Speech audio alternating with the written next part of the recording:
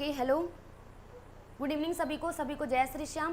तो सभी लोग जल्दी जल्दी से आ जाइए। श्योर सक्सेस इंस्टीट्यूट में आप सभी लोगों का स्वागत है। आई होप आप लोग अपनी तैयारी बहुत बेहतरीन तरीके से कर रहे होंगे। कल की क्लास को आगे हम कंटिन्यू करते हैं, ठीक है जी। बिल्कुल आ चुके हैं भाई, आप लोग परेशान होते हैं। और क्वेश्चन आज के जो लिए गए हैं वो बहुत इंपॉर्टेंट क्वेश्चन है। देखिए, क्वेश्चन के साथ साथ एक चीज़ याद रखिएगा, जितने क्वेश्चन आपको कराते हैं उसके ऑप्शन को भी आप लोग समझते रहिएगा। हम सारे ऑप्शन को भी क्लियर करते चलते हैं, तो ऑप्शन को भी ध्यान से देखिएगा, समझिएगा और उसी के साथ आंसर करिएगा, ठीक है। तो वीडियो को सभी लोग शेयर कर दीजिएगा, उसी के साथ हम क्वेश्चन को स्टार्ट करते हैं, ठीक है। तो सभी को गुड इवनिंग, सभी को जय श्री श्याम, ठीक है जी। ओके, तो चलिए हम लोग स्टार्ट करते हैं फटाफट। क्वेश्चन बहुत अच्छे अच्छे लिए गए हैं, तो एक रिदम के साथ, एक लय के साथ स्टार्ट हो जाइएगा और हम लोग यहाँ पे महातांडव की क्लास को आगे बढ़ाते हैं, ठीक है। तो पहले क्वेश्चन की तरफ बढ़ते हैं। पहला क्वेश्चन यहाँ पे ये दिया गया, ठीक है। यही से पहले यहाँ पे आते हैं, विकास की किस अवस्था में व्यक्ति व्यावसायिक समायोजन की समस्या सामना करता है। विकास की किस अवस्था में व्यक्ति किस चीज का व्यावसायिक समायोजन की समस्या का सामना करता है। Eight which stage of development and individual faces the problem of vocational adjustment, ठीक है। जाहिर सी बात है, ये एक ऐसी अवस्था है जिसमें बच्चा ये सोचने लगता है कि मतलब पढ़ाई से ज़्यादा वो और अन्य रोजगार वगैरह पे ध्यान केंद्रित करने लगता है, ठीक है। उसे लगता है कि हम अपनी जीविका कैसे चला, आगे कैसे चलेगा, सब कुछ इन सब चीज़ के बारे में सोचने लगता है बच्चा। तो फटाफट सभी लोग आंसर करते चलिएगा। वृद्धावस्था, किशोरावस्था, बाल्यावस्था, ठीक है। सभी लोग आंसर करिएगा। फर्स्ट का बी जी, सभी लोग फर्स्ट का बी बता रहे हैं, ओके।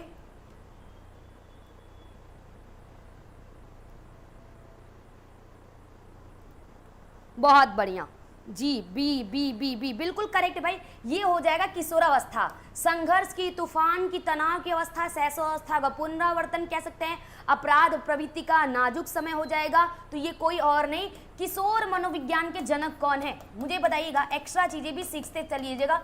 किशोर मनोविज्ञान के जनक, और एक और क्वेश्चन इसी के साथ मेरे मन में आता रहता है हमेशा, वो है क्या, अपराध, ठीक है। बाल अपराध मनोविज्ञान के जनक, ठीक है। बाल अपराध मनोविज्ञान के जनक, ये दो चीजें आप लोग बताइएगा, ठीक है। किशोर मनोविज्ञान के जनक, और ये जो है ना, उन्होंने ये बुक भी लिखी थी, ठीक है। इनकी ये बुक भी थी, ये उनकी बुक भी थी, नाम बताइएगा, ठीक है। इन्होंने किशोरावस्था संबंधी आकस्मिक विकास का सिद्धांत भी दिया था, आकस्मिक विकास का सिद्धांत, ठीक है, इन्होंने दिया था। तो ये कौन है भाई, जल्दी बताइए, ये कौन है जी, स्टेनले हॉल। किशोर मनोविज्ञान के जनक, आकस्मिक विकास का सिद्धांत जो कि किशोरावस्था से रिलेटेड है, एडोलेसेंस इनकी बुक का नाम है। इन्होंने 1904 में ये आकस्मिक विकास सिद्धांत दिया था। आकस्मिक विकास सिद्धांत इसलिए क्यों बोला था, स्टेनले हॉल का कहना था, ये एक कथन स्टेनले हॉल का, कि किशोरावस्था में जितने भी परिवर्तन होते हैं, किशोरावस्था में जितने भी परिवर्तन होते हैं वो अचानक होते हैं, उनका पूर्व की अवस्था से कोई लेना देना नहीं होता। ये स्टेनले हॉल का कथन है, याद रखिएगा। और अपराध मनोविज्ञान के जनक कौन है, अपराध, बहुत बढ़िया, वागेश्वरी जी जी, ये कोई और नहीं, कौन है भाई, ये सीजर लेम्ब्रसो हैं, ठीक है। ये कौन है, सीजर लेम्ब्रसो, ठीक है। तो ऑप्शन हमारा बी हो जाएगा करेक्ट आंसर। क्लियर है सबको, बहुत बढ़िया, स्टेनले हॉल जी, बहुत बढ़िया, करेक्ट है सब लोग, इतना याद रखिएगा। हाँ, त्वरित या आकस्मिक विकास सिद्धांत, ठीक है। चलिए जी, ठीक है, ओके, बहुत बढ़िया। अगला क्वेश्चन है यहाँ पे समूह शिक्षण, ठीक है। चलिए, यहाँ पूरक को समझ लीजिएगा, यहाँ पे इसको परिपूर्ण भी कहते हैं, यहाँ पे इसको परिपूर्ण भी कहते हैं, ठीक है, ध्यान रखिएगा। समूह शिक्षण में निम्नलिखित में से विकसित होने की क्षमता है, प्रतिस्पर्धा की भावना, सहयोग, या एक दूसरे के शिक्षण को पूरक यानी परिपूर्ण करने की आदत, या ये क्षमता भी है यहाँ पे ऑप्शन में, या एक दूसरे के शिक्षण में अंतराल को उजागर करना। आपको वही ऑप्शन करना है जो ज्यादा सटीक होगा, ध्यान रखिएगा। सेकंड नंबर क्वेश्चन, दूसरे का बी बता रहे हैं सब लोग, ये सप्लीमेंट है भाई। चलिए, बी आया हुआ क्वेश्चन है ये। भावना जी ने सी बताया, बी बी बी, प्राची जी सी बता रही है, सीमा जी सी, चलिए बहुत बढ़िया, कुछ लोग भी, मधु जी सी, अलग अलग लोग बता रहे हैं। देखिए, ये हो जाएगा क्या, ये देखिए बिल्कुल समूह शिक्षण, यहाँ पे ये क्वेश्चन ऐसे भी बन सकता है, दल शिक्षण भी बन सकता है, कोई इसमें इशू नहीं है।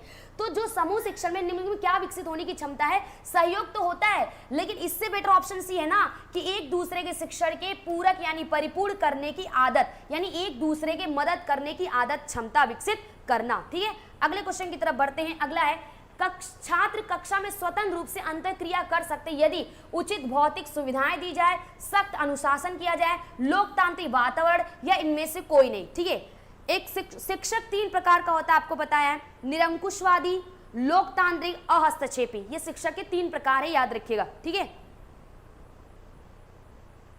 जी सीमा मैम। सीमा मैम आप शायद आप क्लास लेती हैं कि नहीं पता नहीं, बट हम हर एक क्वेश्चन मतलब हर एक जब भी हम एमसीक्यू कराते हैं सब में हम भाई सबको मोटिवेट करते रहते हैं। ठीक है, हाँ अभी हम भेज देंगे, कल के सीडीपी का पीडीएफ हम भेज देंगे आपको। ठीक है, तो बेसिकली याद रखिएगा उचित भौतिक सुविधा नहीं, सबसे बेस्ट हो जाएगा लोकतांत्रिक, इसी को हम बोल सकते हैं क्या, इसी को हम बोल सकते हैं जनतांत्रिक, इसी को हम लोग क्या बोल सकते हैं, ये प्रजातांत्रिक। एक कक्षा प्रजा, हमारा देश भाई लोकतंत्र है। ठीक है, हम सब लोग मिलकर चुनाव करते हैं वहां पे नेता का, उसी तरह कक्षा लोकतांत्रिक मतलब सभी समान होंगे, सभी को समान हक मिलेगा, सबकी व्यक्तिगत विभिन्नता का ध्यान रखा जाएगा। ऑप्शन सी हो जाएगा करेक्ट आंसर। बढ़ते हम लोग अगले क्वेश्चन की तरफ। गतिविधि को जगाने, बनाए रखने और विनियमित करने की प्रक्रिया अधिगम, अभिप्रेरणा, आदत, परिपक्वता। ठीक है, चलिए आंसर करिएगा फटाफट, सभी लोग जल्दी जल्दी आंसर करिएगा।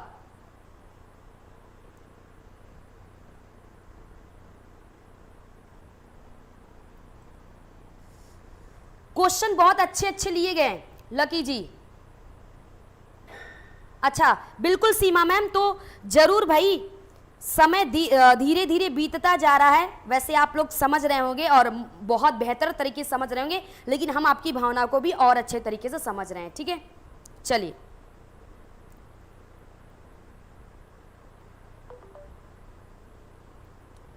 बिल्कुल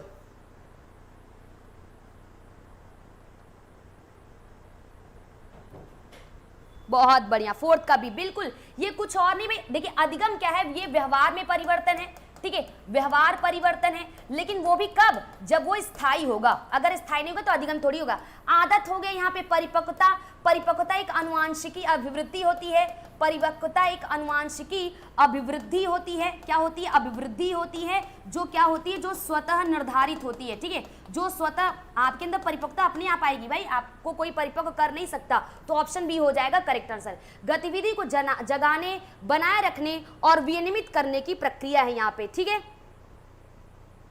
चलिए जैसे अगर हम बात करें किसी कार्य, ठीक है, किसी कार्य को जारी करने, ठीक है, किसी कार्य, ये क्वेश्चन जो हम आपको बता रहे हैं ना यहाँ पे, मैम हम लोगों को भी आंतरिक बाह्य दोनों अभिप्रेरणा की बहुत आवश्यकता है, बिल्कुल है भाई बिल्कुल। ठीक है, तो ध्यान रखिएगा किसी कार्य, इसको देख लीजिए भाई, हम आपसे पूछेंगे यहाँ पे ये किसका कथन है, ये जो हम क्वेश्चन लिख रहे हैं, किसी कार्य को आरंभ करने, ठीक है, किसी कार्य को आरंभ करने, और यहाँ पे दिया है क्या, जारी करने और नियमित करना। ठीक है, नियमित करना, नियमित करना ये अभिप्रेरणा कहलाता है। ये किसने बोला है, ये किसने बोला है, अगर चाहे तो ऑप्शन भी दे सकते, बट अगर पता है तो बता दीजिएगा। ठीक है, चलिए किसी कार्य को आरंभ करने, जारी करने और नियमित करने की प्रक्रिया अभिप्रेरणा कहलाती है। किसने बोला है, किसी को पता है, किसी कार्य को आरंभ करने, ठीक है, जारी करने, नियमित करने की प्रक्रिया, ये किसने बोला है, ये कोई और नहीं, ये है श्रीमती गुडएनफ। ठीक है, अच्छा श्रीमती गुडएनफ के बारे में और कुछ आपके दिमाग में आ रहा है, श्रीमती गुडएनफ के बारे में कुछ और दिमाग में आ रहा है तो मुझे बताइएगा। ठीक है, क्या बात है नंदनी जी, बहुत बढ़िया बहुत बढ़िया, श्रीमती गुडएनफ। ठीक है, अच्छा श्रीमती गुडएनफ के बारे में भी कुछ आ रहा होगा याद तो मुझे बताइएगा, कल हमने इससे रिलेटेड क्वेश्चन आपको बताया था। ठीक है, कल या जब भी क्लासेस हुई है। डैश डैश डैश आंतरिक कक्षा कक्ष कारक हैं जो अधिगम को प्रोवाइड करते हैं, रुचि है, अभिप्रेरणा है, मानसिक थकान है, उपरोक्त सभी। 5वां नंबर क्वेश्चन, स्किनर नहीं है भाई। चलिए स्किनर का क्या है भाई, किसी को याद है स्किनर का, ड्रॉयमैन, चित्रपूर्ति, बहुत बढ़िया लखन जी, बहुत बढ़िया शारदा जी, बिल्कुल।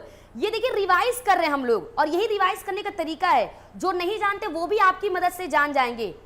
स्किनर का कथन क्या है भाई, स्किनर का बड़ा फेमस कथन है, हमने बहुत बार करवाया है। चलिए बताइएगा आप लोग, बाकी हम लोग आगे बढ़ते हैं। ठीक है,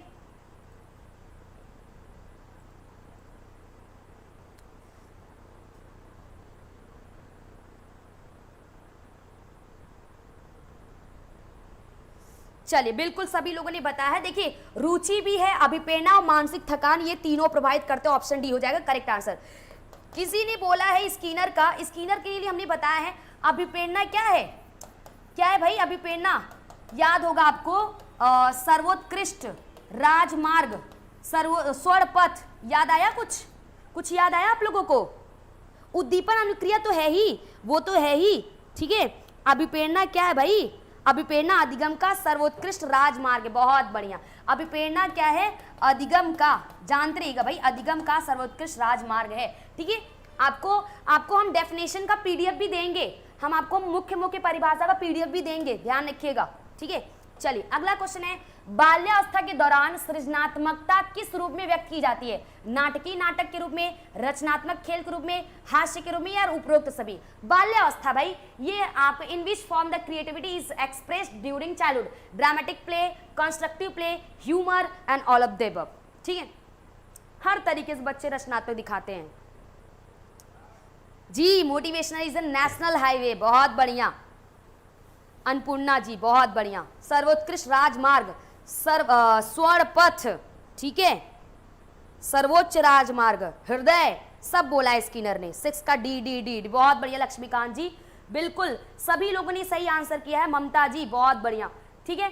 चलिए ओके, बिल्कुल, तो ये हो जाएगा option D is right answer. देखिए बाल्यावस्था बच्चे क्या है, नाटक के रूप में अपने अंदर सृजनात्मकता बोले तो कौन सा चिंतन, डाइवर्जेंट या कन्वर्जेंट? तो ये हो जाएगा क्या आपका, ये हो जाएगा डाइवर्जेंट।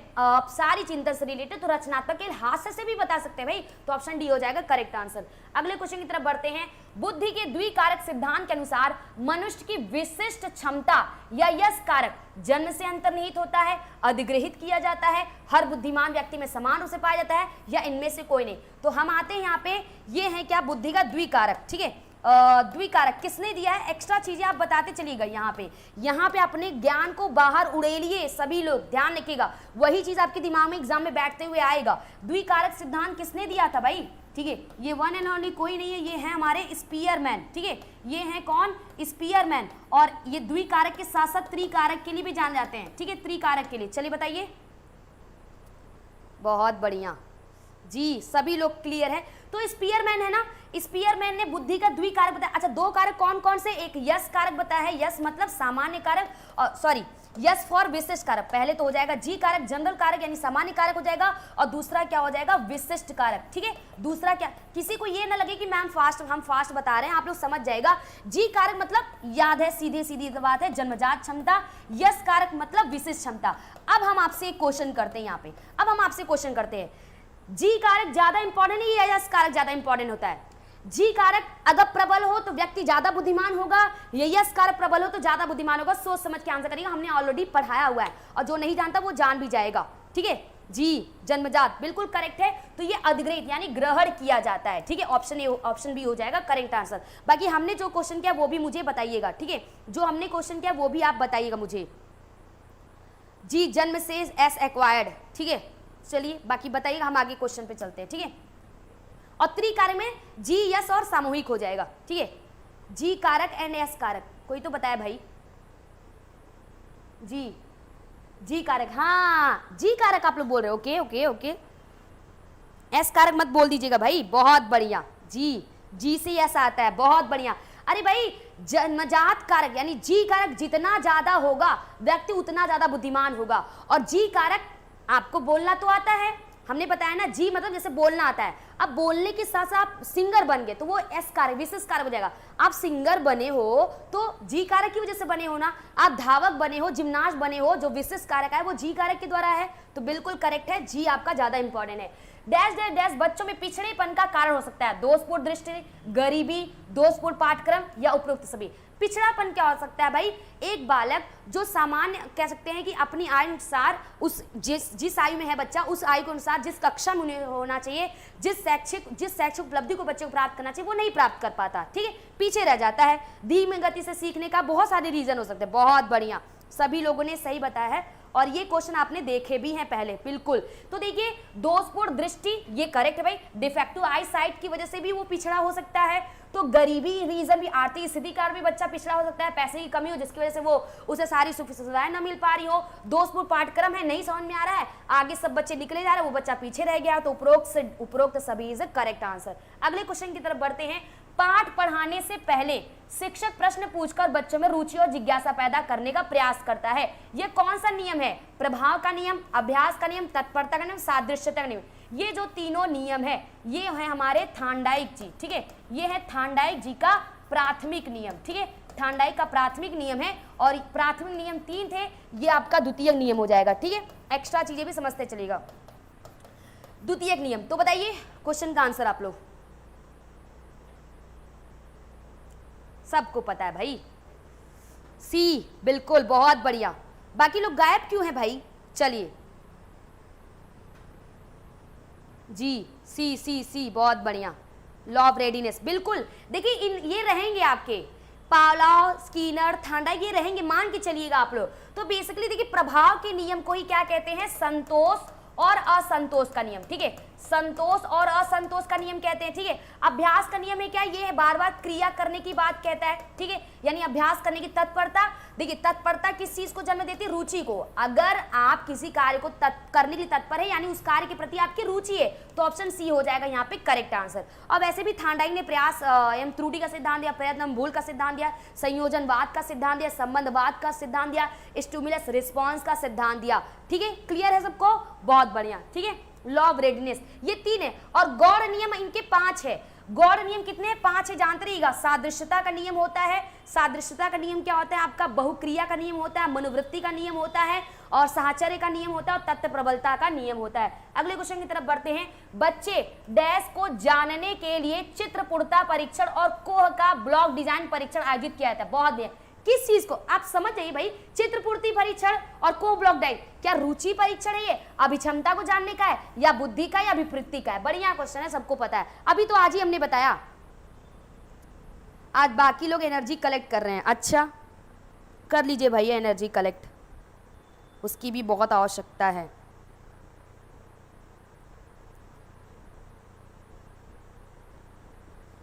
लक्ष्मीकांत जी, बहुक्रिया, अनुक्रिया, अभिवृत्ति, सादृश्यता, साहचर्यता, बहुत बढ़िया भाई, बहुत बढ़िया।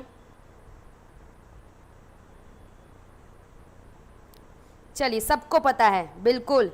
ये किससे रिलेटेड है जी? बुद्धि से, बहुत बढ़िया। चंचल जी, नेहा जी, अनीता जी, बिल्कुल सभी लोगों ने करेक्ट आंसर कर दिया।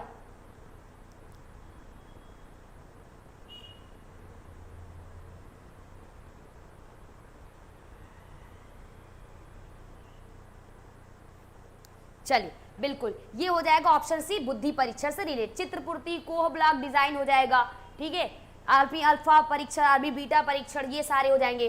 असामान्य विचारों को उत्पन्न करने और पारंपरिक सोच के स्वरूप से विचलित होने के लिए नए संबंधों को देखने की क्षमता को क्या कहते हैं? बहुत बढ़िया क्वेश्चन है। देखिए ये क्वेश्चन बड़ा अच्छा है, यहाँ पे देखिएगा ध्यान से। The ability to see a new relationship to produce unusual ideas and deviate from traditional pattern of thinking is known as learning, creativity, thinking या reasoning। मतलब असामान्य विचारों को उत्पन्न करना और पारंपरिक सोच के स्वरूप से विचलित होने के लिए नए संबंधों को देखने की क्षमता को क्या कहा जाता है? अधिगम, सृजनात्मकता, विचार और तर्क। आंसर करिएगा। क्वेश्चन नंबर यहाँ पे है 11, ठीक है। हाँ, चित्रपूर्ति किसका है? गुड इनफ का है, ठीक है। सविता जी 11 का बी, ओके, बहुत बढ़िया, बहुत बढ़िया, बहुत बढ़िया जी। क्योंकि देखिए यहाँ सीधी सी बात है, यहाँ कहीं देखिए जब असामान्य विचार उत्पन्न करना, जाहिर सी बात है जो नॉर्मल विचार है वो तो सभी में आते हैं, सामान्य विचार सामान्य में आते हैं। अब जो असामान्य विचार होते हैं ये बच्चे में अपसारी चिंतन को बिल्ड करते हैं, ये बच्चे में क्या अपसारी चिंतन को लाते हैं, तो असामान्य विचार उत्पन्न करने और पारंपरिक सोच के स्वरूप से विचलित होने के लिए, पारंपरिक मतलब जो नियम है जो चल रहा है उससे अलग होने के लिए संबंधों को देखने की क्षमता क्या कहते हैं? ये कुछ और नहीं, सृजनात्मकता। अधिगम मतलब व्यवहार में परिवर्तन होता है। विचार क्या है? ये आपकी अभिवृत्ति से रिलेटेड है। तर्क भी क्या है? आपके मस्तिष्क से रिलेटेड है। अगले क्वेश्चन की तरफ बढ़ते हैं। प्रकृति और पोषण को संदर्भित करते आंतरिक और बाहरी वातावरण, स्वभाव और चरित्र, शारीरिक विशेषता, स्वभाव, आनुवंशिकता और वातावरण। प्रकृति और पोषण, नेचर और नर्चर, सबको पता है नेचर और नर्चर हर जगह अगर आप देखिए तो वहां पे आनुवंशिकता, वातावरण आ जाता है, लेकिन हमारे छत्तीसगढ़ में जो टॉपिक का नाम रखा गया है आनुवंशिकता, वातावरण, प्रकृति एवं पोषण, ठीक है। चलिए फटाफट आंसर करते चलिएगा। 12 का डी, नंदिनी जी, यामिनी जी, बहुत बढ़िया, सत्यवती जी, लक्ष्मीकांत जी, शिल्पू जी, भारती जी, मनोरमा जी, श्रद्धा जी, क्या लिखा मैम? अच्छा देखिए, थोड़ा सा आप लोग एक चीज ध्यान रखिएगा, ये जो 7 दिन बचे हुए ना, इसके लिए आप लोग डाटा कलेक्ट कर लीजिए, ठीक है, डाटा अब आप उसके लिए सुविधा कर लीजिए, ठीक है। तो आनुवांशिकता और पर्यावरण, आनुवांशिकता बोले तो प्रकृति, ठीक है, प्रकृति हो जाएगा, और पर्यावरण बोले तो पोषण, पोषण भाई कहाँ से मिलता है आपको? पर्यावरण से मिलता है, ठीक है। चलिए अगले क्वेश्चन है, इजी क्वेश्चन आप समझ सकते हैं। स्मृति स्तर में दिए गए तथ्यों और सूचनाओं के आधार पर नए नियमों और सिद्धांतों को विकसित करना क्या कहलाता है? देखिए यहाँ पे थोड़ा सा हम यहाँ पियाजे भी ले आ देंगे, यहाँ पे पियाजे को पकड़ के लाइएगा आप लोग, किसको? पियाजे को लाना है यहाँ पे। तो बेसिकली स्मृति स्तर में तो देखिए कह सकते हैं अगर बात करें शिक्षण के स्तर होते हैं स्मृति स्तर, बोध स्तर और चिंतन स्तर। स्मृति स्तर, बोध और चिंतन स्तर, शिक्षण के 3 स्तर होते हैं। तो बेसिकली स्मृति स्तर में दिए गए तथ्यों और सूचनाओं को के आधार पर नए नियमों और सिद्धांतों को विकसित करना, जो दिया गया सूचना और तथ्य है इसके आधार पर आप नए नियम और सिद्धांत को बना रहे हैं भाई, तो ये सामान्यकरण है, आत्मसात करें, अनुप्रयोग या समाजन। इधर भी देख लेते हैं, developing new rules and principle on the basis of given fact and information in memory level is called आत्मसातकरण। चलिए ओके, अरे नए नियम और सिद्धांत बना रहे हैं ना। चलिए ओके, भूपेंद्र जी ने बी बताया है, बी बताया है यशवंत जी।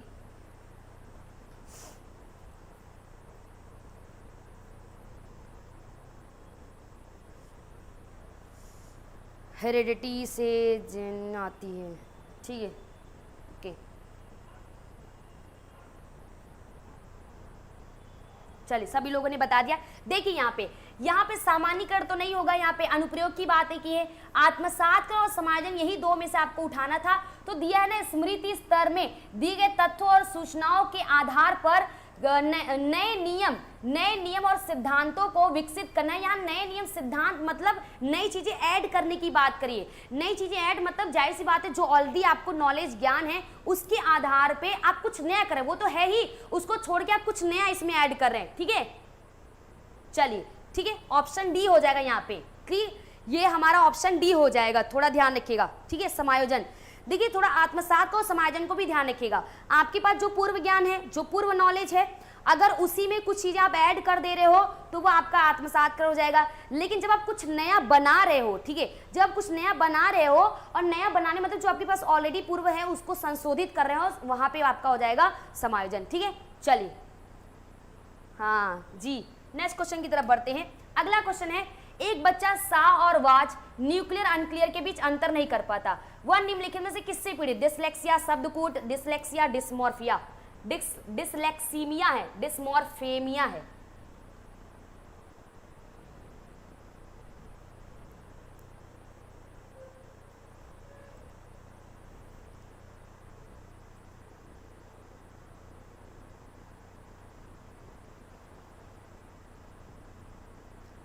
देखिए बिल्कुल बिल्कुल बिल्कुल कह सकते हैं।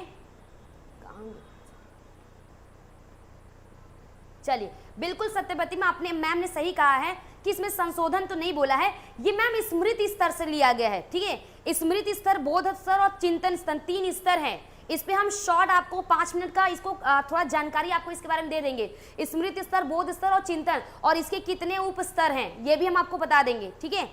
चलिए सभी लोगों ने आंसर कर दिया है, डिसलेक्सिया, बहुत बढ़िया, ठीक है, बहुत बढ़िया। तो ये क्या हो जाएगा आपका? Dyslexia, option A is the right answer. अगले क्वेश्चन की तरफ बढ़ते हैं। यदि कोई छात्र प्रश्न पत्र में किसी प्रश्न पर अपने संदेह को संतुष्ट करना चाहता है तो आप प्रिंटिंग की गलती को स्पष्ट करेंगे, आप संबंधित विषय शिक्षक को सूचित करेंगे, आप उसे सलाह देंगे सुधार की पुष्टि होने तक की प्रतीक्षा करें, या आप उग्र रूप से उसे वही करने के लिए कहेंगे जो वह समझता है।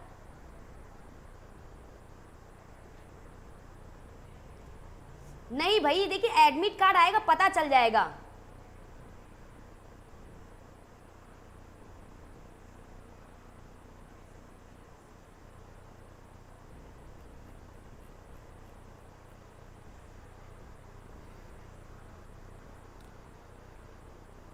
फिफ्टीन का प्रीति जी ने बी बताया, लेकिन राजदा जी ने सी बताओ के 15 चल रहा है कि 14? हाँ 15 जी।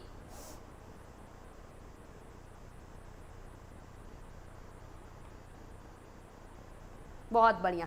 तो देखिए, आप प्रिंटिंग की गलती को स्पष्ट करेंगे नहीं भाई, आप संबंधित विषय शिक्षक को, अरे भाई यदि कोई छात्र प्रश्न पत्र में किसी प्रश्न में संदेह को संतुष्ट करता है तो एक शिक्षक का एक ये जो तरीका है वो सबसे बेस्ट हो जाएगा कि आप उसे सलाह देंगे कि सुधार की पुष्टि होने तक की प्रतीक्षा करें, ठीक है। जैसे सुधार हो जाएगा आपको बताया जाएगा। अगले क्वेश्चन की तरफ बढ़ते हैं। किसी छात्र के अवांछनीय व्यवहार को संशोधित करने के लिए सबसे प्रभावी तरीका छात्र को दंडित करना, इसे माता पिता के संज्ञान में लाना, अवांछनीय व्यवहार के कारणों का पता लगाना, उपचार यानी डायग्नोसिस और रेमेडियल की बात क्या है, या उसे नजरअंदाज करना। 16 number question, 16 number question answer करिएगा जी।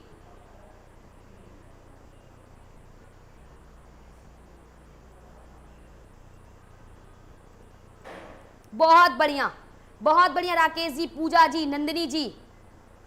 देखिए एडमिट कार्ड आएगा, अब वो ऐसा तो है नहीं कि आएगा किसी को पता नहीं चलेगा, सबको पता चलेगा भाई, बिल्कुल परेशान मत होइए। और जैसे ही एडमिट कार्ड आएगा हम खुद आपको बताएंगे, हम लोग तो ऑलरेडी तैयार हैं इस चीज़ों को बताने के लिए, ठीक है जी। सी सबको पता है, तो जाहिर सी बात है अगर बच्चा इस तरह की क्रिया करता है तो एक शिक्षक होने के नाते सबसे सही चीज़ है कि आप रीज़न फाइंड करिए। भाई बच्चा कुछ अलग अजीब तरह की एक्टिविटी करता है, बच्चा अपने आप तो करता नहीं, उसके पीछे कोई ना रीज़न होता है, तो रीज़न पता करिए और उसको निकाल फेंकिए। परियोजना विधि से संबंधित कौन सा कथन सत्य है? Which statement related project method. Project method कौन लाया था भाई? प्रोजेक्ट विधि कौन लाया था? बहुत सारे लोग प्रोजेक्ट विधि और जो अनुसंधान यानी खोज विधि में नाम में लोग गड़बड़ कर जाते हैं, आगे पीछे कर जाते हैं, ठीक है। तो बताइएगा प्रोजेक्ट विधि, खोज विधि। तो अनुभव द्वारा अधिगम, एक सुविधादाता के रूप में शिक्षक, समस्या समाधान या उपरोक्त सभी। 17 नंबर क्वेश्चन अच्छा है।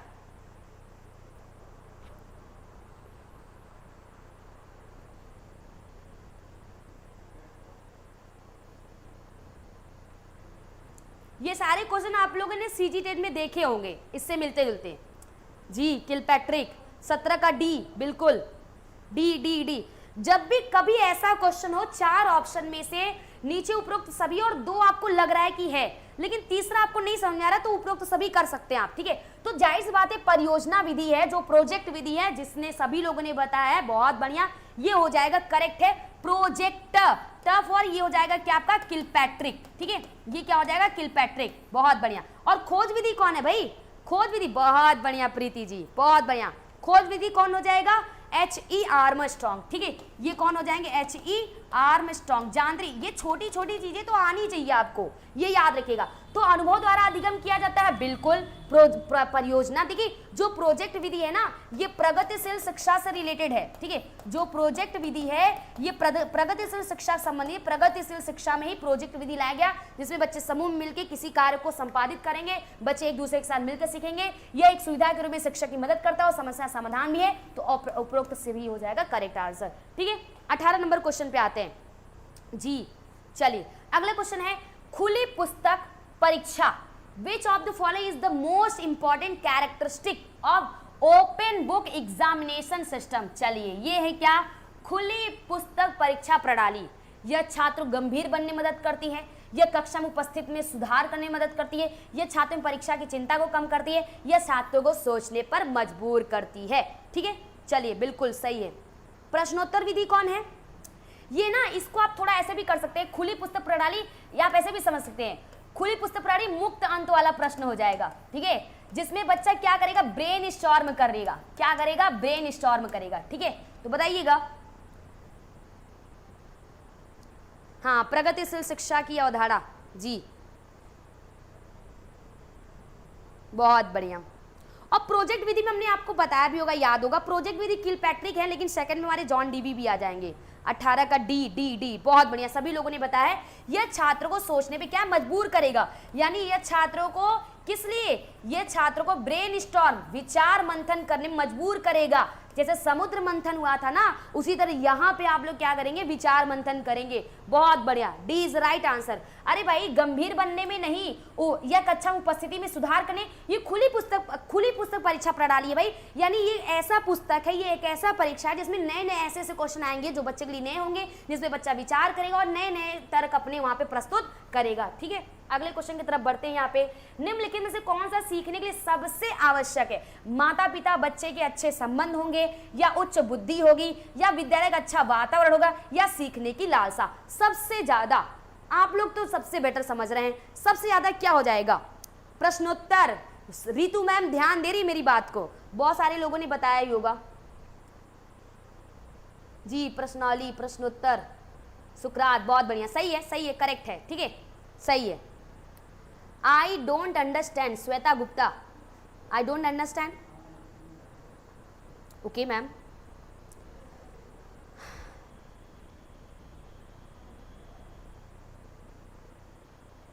खुली पुस्तक का मतलब ये नहीं बुक खोलकर परीक्षा देना, ओके, बहुत बढ़िया, सही है, ठीक है। जो मनोविज्ञान नहीं जानता होगा उसको अगर आप ये बताएं वो तो यही कहेगा कि किताब खोलकर पेपर दे दो जी। 19 का डी, बहुत बढ़िया। सबसे इंपॉर्टेंट होता है किसी भी चीज को सीखने की लालसा।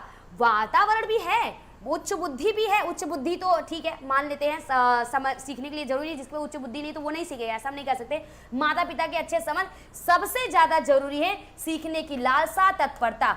अगर आपके अंदर किसी चीज को सीखने का इच्छा है, डिजायर है, इंटरेस्ट है, वो चीज आपको डेफिनेटली आएगा ही आएगा। अगला है, यदि किसी बच्चे को पुस्तक पढ़ने में आनंद आता है तो ये बाह्य विप्रेरणा, आंतरिक विप्रेरणा, प्रशंसा प्राप्त करने इनमें से कोई नहीं, ठीक है। चलिए कोई दो आप मुझे आंतरिक विप्रेरणा, ठीक है, आंतरिक विप्रेरणा और साथ में कोई दो बाह्य विप्रेरणा का उदाहरण भी बताइएगा। बाह्य विप्रेरणा, ठीक है।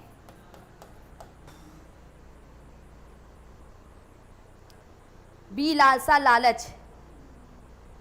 मिस रेनू मैम इस चीज को सोचकर यहां पे गड़बड़ मत करिए।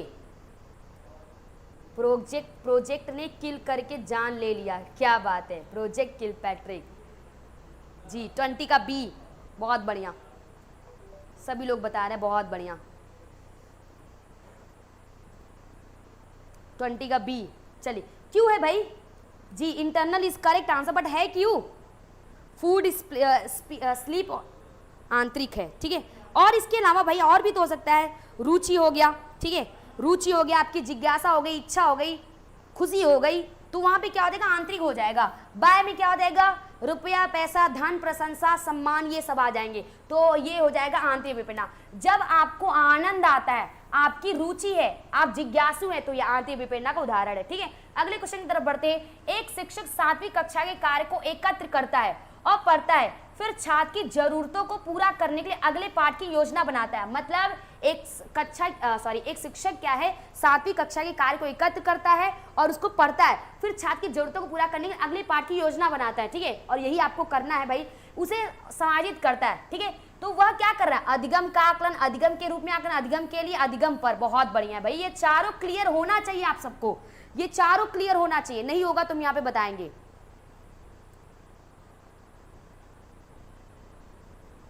पुरस्कार पाना, पुरस्कार, दंड, बाह्य और रुचि, जिज्ञासा, बिल्कुल करेक्ट है। रुचि कारण, प्लीजर के कारण, बहुत बढ़िया। चलिए 21 नंबर क्वेश्चन पे आते हैं, 21वां नंबर क्वेश्चन पे आते हैं, ठीक है, बहुत बढ़िया, सब सही जा रहे भाई, ठीक है। वीडियो को लाइक कर दीजिएगा आप लोग इसी बात पे, बहुत बढ़िया। क्वेश्चन बहुत इंटरेस्टिंग लिए हैं, ध्यान रखिएगा आप लोग। 21 का सी डी, कुछ लोग अधिगम के हैं, बिल्कुल भाई, सीधी सी बात है। देखिए जब हम बात करते हैं अधिगम का आकलन, इसको एक बार देख लीजिए, जो नहीं जानता वो जानते हैं। अधिगम का आकलन ये एक तरह से समेटिव असेसमेंट होता है, बोले तो योगात्मक होता है, ठीक है। योगात्मक बोले तो इसको संकलनात्मक बोलते हैं, संकलनात्मक। जब आपका आकलन होता है उसके बाद कुछ सुधार नहीं हो सकता। अधिगम का आकलन, आपने अधिगम कर लिया है, अब हम जानेंगे कि क्या आपने सीखा है, बस कितना सीखा है। ये आपका अधिगम का आकलन समेटिव असेसमेंट्स होता है, ये बच्चों की उपलब्धि जानता है, और अधिगम का आकलन में बच्चों को ग्रेड भी दिए जाते हैं, ठीक है। अब बात करते हैं अधिगम के रूप में आकलन, यानी असेसमेंट एज। अधिगम के रूप में आकलन क्या है? बच्चा इसमें क्या करता है? सेल्फ असेसमेंट करता है, ठीक है, ये सेल्फ असेसमेंट से रिलेटेड हो जाएगा। अब अधिगम के लिए आकलन, यहाँ पे शिक्षक क्या कर रहा है? पूरी जानकारी इकट्ठा कर रहा है ताकि छात्र की जरूरतों के अनुसार वो अगले पाठ की योजना बना सके। तो ये अधिगम कराना चाहता है ना शिक्षक, इसलिए आकलन कर रहा है, अधिगम कराना चाहता है शिक्षक, इसलिए आकलन कर रहा है, तो ये हो जाएगा। और ये आपका फॉर्मेटिव होता है, ध्यान रखिएगा, ये फॉर्मेटिव यानी ये रचनात्मक होता है। रचनात्मक बोले तो ये कक्षा में होता है, कक्षा के यानी एक तरह से कह सकते हैं शिक्षण के दौरान होता है, ठीक है। इसमें सुधार की संभावना पूरी होती है, सुधार होता है। इसमें डायग्नोसिस और रेमेडियल होता है, तो ऑप्शन सी हो जाएगा करेक्ट आंसर। इसमें डायग्नोसिस और रेमेडियल दोनों हो जाएगा। 1 जून के बाद कोई सुधार नहीं हो पाएगा, समेटिव, ठीक है, हो जाएगा भाई, हो जाएगा, ठीक है। चलिए बहुत बढ़िया, देखते चलिएगा। आपको क्वेश्चन आज आपके बहुत अच्छे हैं। जब एक शिक्षक अपने समूह का महत्वपूर्ण हिस्सा बनकर बच्चों के व्यवहार की जानकारी एकत्र करता है, एक शिक्षक अपने समूह का हिस्सा बनकर बच्चों के व्यवहार के बारे में जानकारी एकत्र करता है कि बच्चे कैसे हैं, उनको क्या पसंद है, क्या नहीं पसंद है, तो ये क्या है, अनौपचारिक अवलोकन का है या गैर सहभागी अवलोकन है या औपचारिक है या सहभागी। ये चारों को जानते रहिएगा, इनफॉर्मल, नॉन पार्टिसिपेंट, फॉर्मल और पार्टिसिपेंट। देखिएगा थोड़ा सा आप अपने अंदर देखिए, जो सिर्फ हिंदी क्वेश्चन को देखकर आंसर देते, थोड़ा इंग्लिश पे भी फोकस करिएगा, क्योंकि आपको पता है हिंदी इंग्लिश में कितना ऊंचा मतलब डिफरेंट कर देता है, तो उसकी वजह से आपके नंबर जाए ये भी हम नहीं चाहते। इसी वजह से हम हिंदी इंग्लिश दोनों लेकर आते हैं आपके लिए, यही हमारा मेन रीजन होता है हिंदी इंग्लिश दोनों कराने का, तो इसको भी ध्यान में रखा करिए आप लोग, ठीक है। बहुत बढ़िया। 22 का D D D, Suman ji, Priyanka ji, Bhupendra जी, वृंदा जी, बहुत बढ़िया, गौरी जी, लक्ष्मी जी, किरण जी, राधा जी, अतुल जी, डी, बिल्कुल भाई करेक्ट है। देखिए अनौपचारिक अवलोकन की बात करते हैं तो बेसिकली अनौपचारिक अवलोकन ये हमारी फैमिली के लिए रख देते हैं, ठीक है, यहाँ पे चला जाएगा। तो ये क्या, शिक्षक अपने समूह का हिस्सा बन रहा है ना, तो ये हो जाएगा क्या, सहभागी अवलोकन, यानी शिक्षक भी उसका सहभागी बन रहा है और अवलोकन मतलब देखना चाह रहा है कि बच्चे क्या कर रहे हैं, क्या नहीं कर रहे हैं, उनको क्या पसंद है, क्या नहीं पसंद है। सभी लोगों ने करेक्ट बताया, ठीक है, option D is right answer. अगले क्वेश्चन की तरफ बढ़ते हैं। अगला क्वेश्चन ये रहा आपके सामने, ठीक है, डैश डैश डैश, कोई भी बच्चा है जिसका आचरण सामान्य सामाजिक उपयोग से पर्याप्त रूप से विचलित हो जाता है। ओके, यानी कोई भी बच्चा, यानी मानसिक रूप से मंद बच्चा, बाल अपराधी या पिछड़ा बच्चा, या इनमें से कोई भी नहीं, कोई भी बच्चा है यानी मानसिक रूप से मंद बच्चा है या बाल अपराधी या पिछड़ा बालक है जिसका आचरण सामान्य सामाजिक उपयोग से पर्याप्त रूप से विचलित यानी भटक जाता है, जिसे असामाजिक करार कर दिया जाता है, तो ये मानसिक रूप से मंद बच्चा है, बाल अपराधी है, पिछड़ा है या इनमें से कोई नहीं। 23 नंबर क्वेश्चन, ये याद रखिएगा, विशिष्ट आवश्यकता वाले बच्चों से क्वेश्चन बनेंगे आपके। बी 23 का B, Nandini ji, Shilpu ji B, Pradeep ji B, बहुत बढ़िया, शिवेंद्र जी, ईशान जी करेक्ट है, अशोका जी, जोगेंद्र जी, बहुत बढ़िया। चलिए बिल्कुल, बाल अपराधी। देखिए हमने बताया ना, जिसके व्यवहार में क्या हो, अपराध हो, ठीक है, जिसके व्यवहार में क्या दिखाई दे, व्यवहार में असामान्यता दिखाई दे, क्या दिखाई दे, असामान्यता, ठीक है, यानी जिसका व्यवहार क्या हो, अपराध को जन्म दे, ठीक है, जिसका व्यवहार क्या हो, अपराध को जन्म देता है। और यहाँ पे वही बात बोला है ना कि जो सामाजिक उपयोग से पर्याप्त रूप से विचलित हो जाता है तो इसे असामाजिक करार कर दिया जाता है, यानी जो असामाजिक कार्य करता है, जो असामाजिक कार्य करता है वो कोई और नहीं, वो हो जाएगा क्या, आपका जुवेनाइल डेलिक्वेंट हो जाएगा, यानी बाल अपराधी बालक हो जाएगा। ऑप्शन बी हो जाएगा करेक्ट आंसर। सभी लोगों ने बहुत बढ़िया आंसर किया है, ठीक है। चलिए सपना जी, निम्नलिखित में से कौन सा मस्तिष्क पक्षाघात, ये क्या है, इट इज सेरेब्रल पाल्सी, बहुत बार बताया हमने इसके बारे में, निम्नलिखित में से कौन सा मस्तिष्क पक्षाघात का एक प्रकार नहीं है, नहीं है भाई, यहाँ पे ध्यान रखिएगा, ये क्या है, संस्तब्धता यानी स्पेसिस्टिसिटी है या मांसपेशी दुर्विकास है या एथेटोसिस, हाथ पैरों की उंगलियों की धीमी मंद गति, इसको बोलते हैं। देखिएगा एथेटोसिस को मतलब होता है कि हाथ पैर की उंगलियों की जो गति होती है धीमी, एक नॉर्मल व्यक्ति जिस तरह कार्य करता है और ये जिसको एथेटोसिस हुआ रहता है वो बहुत धीरे धीरे कार्य करता है, या जिसका गति विभ्रम है, एक्सिया गति विभ्रम, गति संबंधी उसको भ्रम हुआ रहता है। चलिए हितेश जी ने 24 का बी बता दिया है, ओके बहुत बढ़िया। संजय जी, संजय 23 का, ठीक है, 24 का बताइए, बहुत बढ़िया। गीतांजलि जी, रोशनी जी, भान पटेल जी, बहुत बढ़िया, सब लोगों ने सही आंसर किया है, करेक्ट है जी। भूपेंद्र जी ने 24 का सी, एथेटोसिस, ठीक है। चलिए देखिए ये सेरेबल ये क्या है, पहली बात ये मस्तिष्क से रिलेटेड है, ठीक है, ये किससे रिलेटेड है, मस्तिष्क से रिलेटेड है, बहुत सारे लोग सी बता रहे हैं, ओके। चलिए मस्तिष्क पक्षाघात है भाई। चलिए अगर आपको बात करें यहाँ पे इसकी, ठीक है, संस्तब्धता का मतलब है क्या, मांसपेशियों की अनियमित गति की बात करता है। ये क्या है, मांसपेशियों में, इसको चाहे तो जानते रहेगा, ये क्या है, मांसपेशियों में क्या हो जाता है, असंगति हो जाता है। मांसपेशियों में मांसपेशी क्या है, वो संतुलित नहीं रह पाती, तो ये संस्तब्धता नहीं होगा। अब बात करते हैं यहाँ पे मस्तिष्क पक्षाघात एक प्रकार नहीं है, यहाँ पे नहीं बोला है ना यहाँ पे, तो जाहिर सी बात है मांसपेशियों में असंगति हो गया, मांसपेशी दुर्विकास। ये क्या है, मस्कुलर डिस्ट्रोफी है। ये मस्कुलर डिस्ट्रोफी, जो मांसपेशियां होती हैं, ध्यान रखिएगा, जो मांसपेशियां होती है जैसे शरीर से रिलेटेड है, यहाँ पे इनका विकास सही ढंग से नहीं हो पाता यहाँ पे, ठीक है।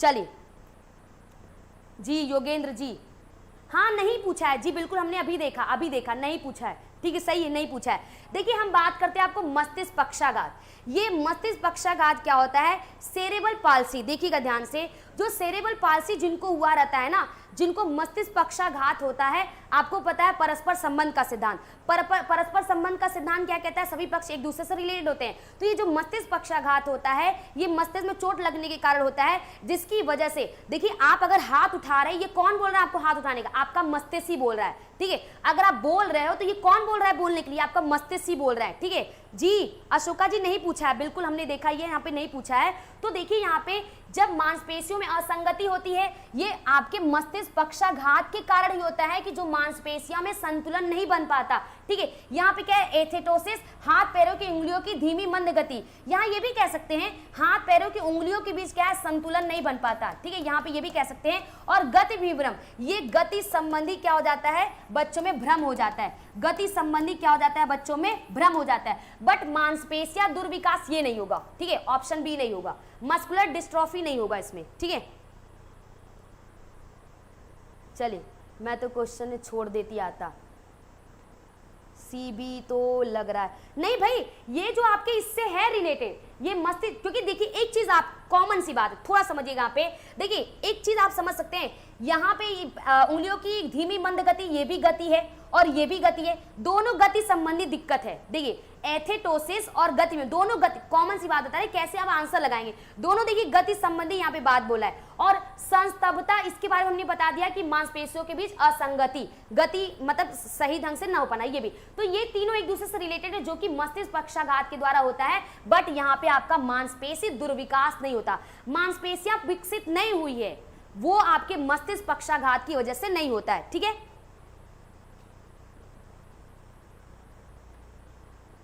चलिए अगले क्वेश्चन की तरफ बढ़ते हैं। अगला क्वेश्चन यहाँ पे दिया गया, ठीक है, अगले क्वेश्चन की तरफ बढ़ते हैं, यहाँ पे ध्यान रखिएगा, ठीक है।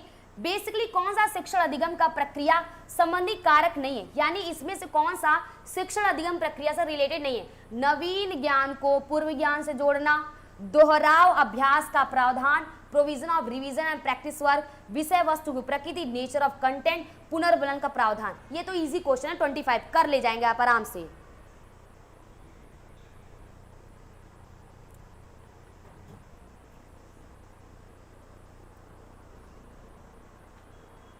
तो ये विकास बोला है भाई, विकास न होना उसका,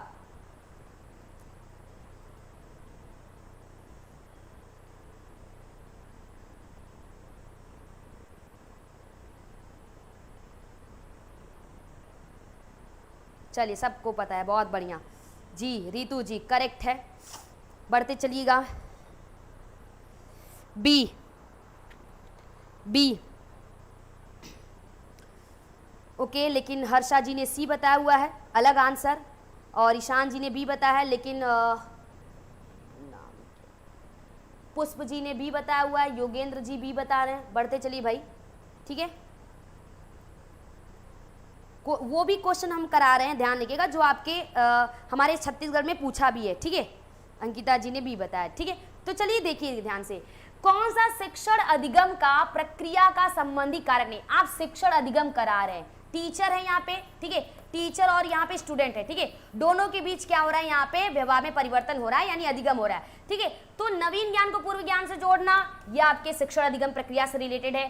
क्या आप दोहराव और अभ्यास कार्य नहीं कराते, ये भी कराते हैं, बच्चों को मोटिवेट करते, ये भी करते हैं। ये विषय वस्तु की प्रकृति, ये शिक्षण अधिगम प्रक्रिया से रिलेटेड नहीं है। विषय वस्तु की प्रकृति शिक्षण अधिगम प्रक्रिया से रिलेटेड नहीं है। विषय वस्तु की प्रकृति यानी विषय वस्तु कैसा लेना है, ये प्रक्रिया है ना, शिक्षण अधिगम हो रहा है तो जाहिर सी बात है टीचर बच्चों के पूर्व ज्ञान से नए ज्ञान को जोड़ता है, अभ्यास कराता है और मोटिवेशन भी देता है। लेकिन विषय वस्तु की प्रकृति ये हमारे ऐसा नहीं, विषय वस्तु की प्रकृति निगेटिव वर्ड है। हाँ, इस क्वेश्चन से रिलेटेड नहीं है कि ये शिक्षण अधिगम प्रक्रिया संबंधी कारक नहीं है। ऑप्शन सी हो जाएगा करेक्ट आंसर। जिन्होंने सी बताया था बहुत बढ़िया आंसर बताया था, जिन्होंने सी बताया बिल्कुल करेक्ट आंसर बताया। ठीक है, अगले क्वेश्चन की तरफ बढ़ते हैं। ठीक है, अगले क्वेश्चन को ध्यान से देखिए आप लोग।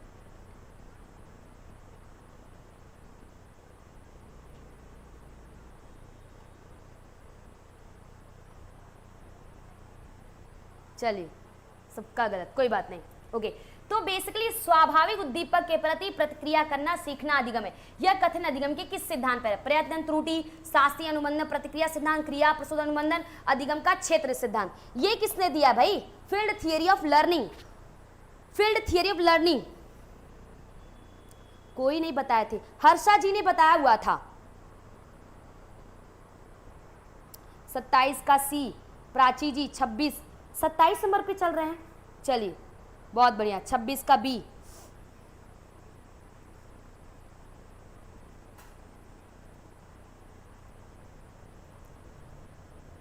चलिए ठीक है, तो किसने दिया है क्षेत्र सिद्धांत? ओके, मुझे बताइएगा, हम जानना चाहेंगे आप लोगों से क्या बात है। किसी ने तो बताया भी, बिल्कुल प्राची मैम, बहुत बढ़िया।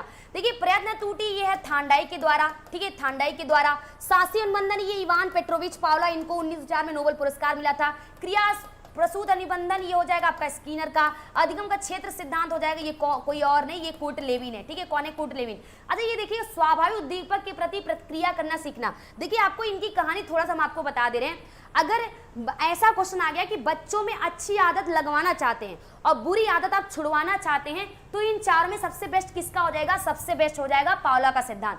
पावला का सिद्धांत क्या होता है? जैसे एग्जांपल देते हैं आप लोगों को, किसी व्यक्ति को किसी चीज की बुरी आदत है, ठीक है, जैसे एग्जांपल देते हैं, आप सुबह टाइम से नहीं उठ पाते, तो उसके पहले आप अलार्म लगा दीजिए, आपका जो बॉन्डिंग हो जाएगा अलार्म से हो जाएगा और वो जो लेट से उठने वाली आदत चली जाएगी। तो जाहिर सी बात है, अगर हमारे पावला जी यही कहते हैं कि जिससे बच्चों का अनुबंधन स्थापित करना है, ठीक है, या जिस चीज से अनुबंधन तोड़वाना है उससे पहले कोई और उद्दीपक रख दीजिए। जिस उद्दीपक कह सकते हैं कि स्टिमुलस से बॉन्डिंग तोड़वानी हो तो उसके पहले कोई और उद्दीपक रख दीजिए और उससे बॉन्डिंग उसकी हो जाएगी। ठीक है, तो ऑप्शन बी हो जाएगा हमारा करेक्ट आंसर। ठीक है, अगले क्वेश्चन की तरफ बढ़ते हैं।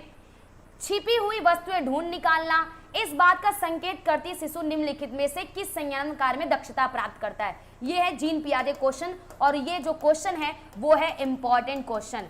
क्या भाई? सभिप्राय व्यवहार है, ये इंटेंशनल बिहेवियर, इंटेंशनल है, यहाँ पे वस्तु स्थायी, ऑब्जेक्ट परमानेंट है, समस्या समाधान प्रॉब्लम सॉल्विंग है, या प्रयोग करना? बताइए भाई, आप लोगों ने देखा है छोटे बच्चे, देख लीजिए भाई, 2 साल के बच्चों को देख लीजिए, उनके सामने मोबाइल लिए रही, हटा दीजिए, कोई खिलौना हटा दीजिए, लगेंगे पूरा इधर उधर ढूंढने। ठीक है, तो क्या हो जाएगा? बहुत बढ़िया, ये तो सबको पता है भाई, कौन हो जाएगा? बिल्कुल ऑब्जेक्ट परमानेंस, वस्तु। और पियाजे ने 4 अवस्थाएं बताई थी, बौद्धिक विकास की 4 अवस्थाएं। अब ये 4 अवस्था में ये वस्तु स्थायित्व गुण किसमें विकसित होता है? सभी लोग मुझे कमेंट करिए, वस्तु स्थायित्व गुण। क्या बात है अन्नपूर्णा जी, बहुत बढ़िया, ऑब्जेक्ट परमानेंस। आप लोग पहले ही बता देते हैं। ठीक है,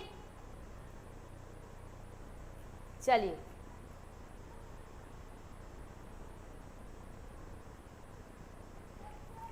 जी बी। ठीक है, चलिए किसमें? संवेदी में, बहुत बढ़िया, ऑब्जेक्ट परमानेंट फर्स्ट स्टेज में होता है। बिल्कुल दिव्या जी करेक्ट है, बिल्कुल। नरेंद्र जी बी, बिल्कुल आंसर सही है। ये याद रखिएगा, ये संवेदी, ठीक है, ये संवेदी पेशी अवस्था से रिलेटेड है। ठीक है, संवेदी पेशी अवस्था से रिलेटेड और ऑप्शन बी हो जाएगा करेक्ट आंसर, बहुत बढ़िया। ठीक है, जो पहली अवस्था है जन्म से 2 वर्ष, मतलब जन्म से 2 वर्ष के अंत तक बच्चों में ऑब्जेक्ट परमानेंस का गुण विकसित हो जाता है।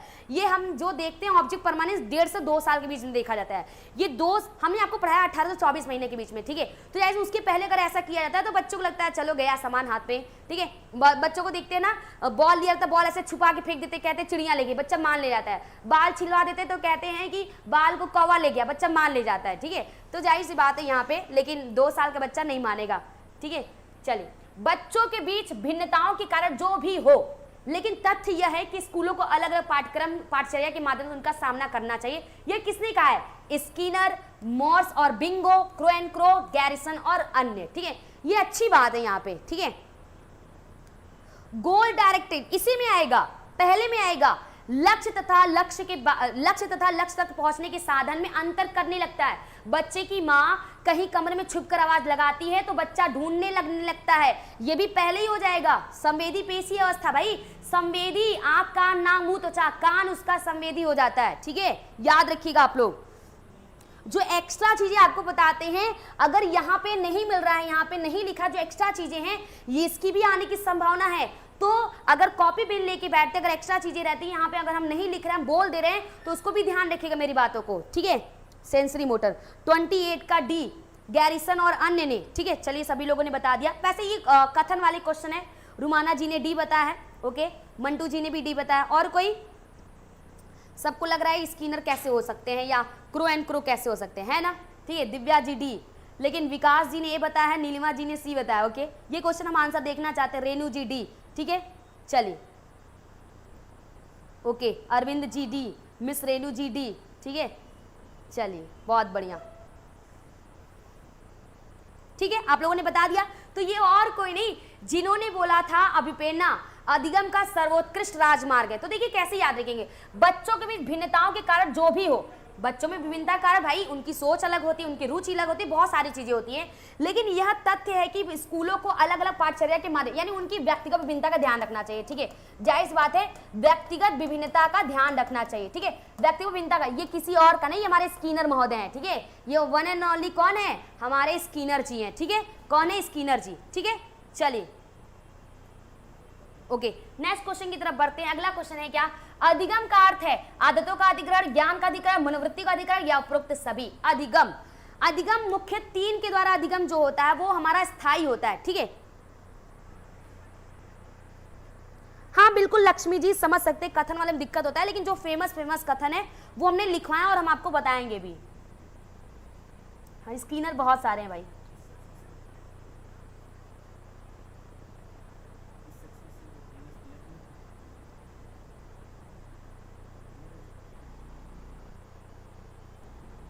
चलिए 28 का डी, बहुत बढ़िया।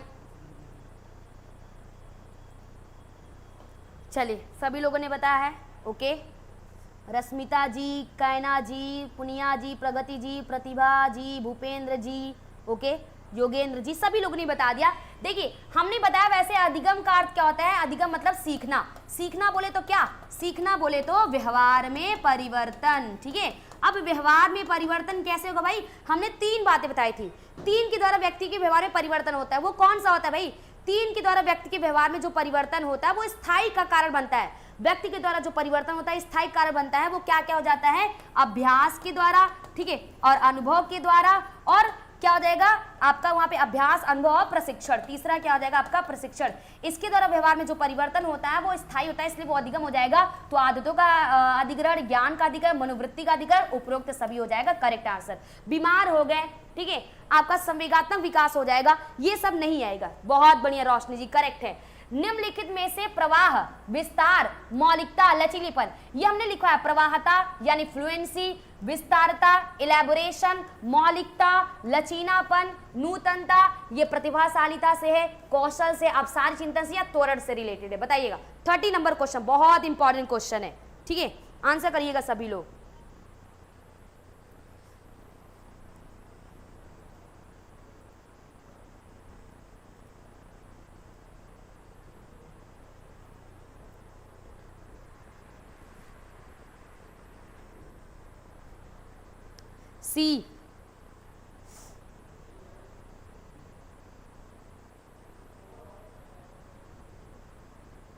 सी, सी Yogendra ji, okay, divergent thinking.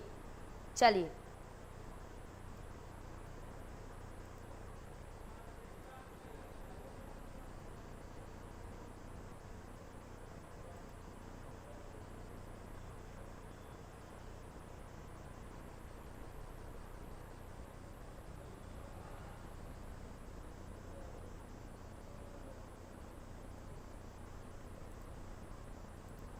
बहुत बढ़िया, डाइवर्जेंट थिंकिंग। चलिए, तो देखिए यहाँ पे प्रतिभाशालिता, कौशल, अपसारी चिंतन, त्वरण। देखिए हमने बताया है जब किसी व्यक्ति में प्रवाहता होगी, फ्लुएंसी होगी, विस्तार होगा, मौलिकता होगा, लचीलापन, ये जो संबंधित कारक है ये आपका अपसारी से हो जाएगा। किससे हो जाएगा? अपसारी से। मेरी बात ध्यान सुनिएगा, इस क्वेश्चन को समझिए। इस क्वेश्चन का आंसर एक बार आप प्रतिभाशाली बताया है कि मैं, ठीक है, देखिएगा ध्यान से हम क्या बताना चाह रहे हैं इस क्वेश्चन में, ठीक है। देखिएगा हम आपको कि हमने आपको पढ़ाया प्रवाहता, विस्तारता, मौलिकता, लचीलेपन। कुछ नया करना, ये सब आपके सृजनात्मकता से रिलेटेड है। किससे रिलेटेड है? सृजनात्मकता से, है ना, ठीक है। इस क्वेश्चन को समझिएगा, बहुत इंपॉर्टेंट चीज बताने वाले, मिस मत करिएगा। तो ये सृजनात्मकता से रिलेटेड है। किससे रिलेटेड है? सृजनात्मकता से। अब यहाँ लिखा है प्रतिभाशालिता, ये गिफ्टनेस है। हमने बताया ना आपको, जरूरी नहीं कि प्रतिभाशाली बालक सृजनशील हो। हमने पढ़ा है ना कि जरूरी नहीं कि प्रतिभाशाली बालक सृजनशील हो, लेकिन यहाँ ध्यान रखिएगा, हम आपको यहाँ पे पहले फिक्स कर दे रहे हैं, हम बता दे रहे हैं इस क्वेश्चन का आंसर व्यापम ने ए लिया है। इस क्वेश्चन का आंसर व्यापम ने प्रतिभाशालिता लिया, हमने बता दिया आपको पहले। लेकिन जो हमारा कह सकते हैं सिद्धांत कहता है वो यही है कि प्रवाह, विस्तार और मौलिकता और लचीलापन क्या है? ये सब अपसारी चिंतन यानी सृजनात्मकता से रिलेटेड होने चाहिए, बट व्यापम ने प्रतिभाशालिता माना है। ये हम आपको पहले क्लियर कर दे रहे हैं, ठीक है। अगले क्वेश्चन की तरफ बढ़ते हैं। निम्नलिखित में से कौन सा मूल्यांकन को इंगित करता है? राम को 200 में से 45 अंक मिले, मोहन को अंग्रेजी में 38% अंक मिले, मुख्य परीक्षा में श्याम ने प्रथम श्रेणी प्राप्त किया, या उपरोक्त सभी। ये आपको बताना है कि मूल्यांकन से रिलेटेड, मूल्यांकन को दर्शाता है, ठीक है। खाना बनाते बनाते देख रहे, बहुत बढ़िया भाई। चलिए, आप लोग फ्लक्चुएट क्यों कर रहे हैं भाई? मिस रेनू मैम, चलिए समझ रही हैं। दिया जलाना है, दिया जला लीजिए भाई, कर लीजिए पूजा, फिर कुछ देख लीजिएगा, ठीक है। डी डी डी 31 का डी। चलिए फटाफट आंसर करते चलिएगा, बहुत बढ़िया, ठीक है। डी लक्ष्मीकांत जी, सीमा जी डी, बिल्कुल भाई। राम को 200 में से 45 अंक मिले, ये भी मूल्यांकन को इंगित करता है। मोहन को अंग्रेजी में 38% मिले, मुख्य परीक्षा में श्याम ने प्रथम श्रेणी प्राप्त किया, उपरोक्त सभी, ठीक है। ये क्या हो जाएगा? उपरोक्त सभी, ठीक है। नेक्स्ट लेवल पे चलते हैं हम लोग, ठीक है। नेक्स्ट लेवल पे चलते हैं, क्वेश्चन को ध्यान से देखिएगा, समझिएगा, फिर इसका आंसर आप लोग करिएगा, ठीक है। अगला क्या है? विकास का कौन सा आयाम नॉम चॉम्स्की के सिद्धांत से प्रभावित हुआ? भाषा विकास, नैतिक विकास, सामग्रिक विकास, संज्ञानात्मक विकास, ठीक है। मॉडर्न लिंग्विस्टिक है हमारे ये कौन है? मॉडर्न लिंग्विस्टिक है। चलिए, आप लोग बहुत काम करते हैं भाई। चलिए जी, हितेश जी,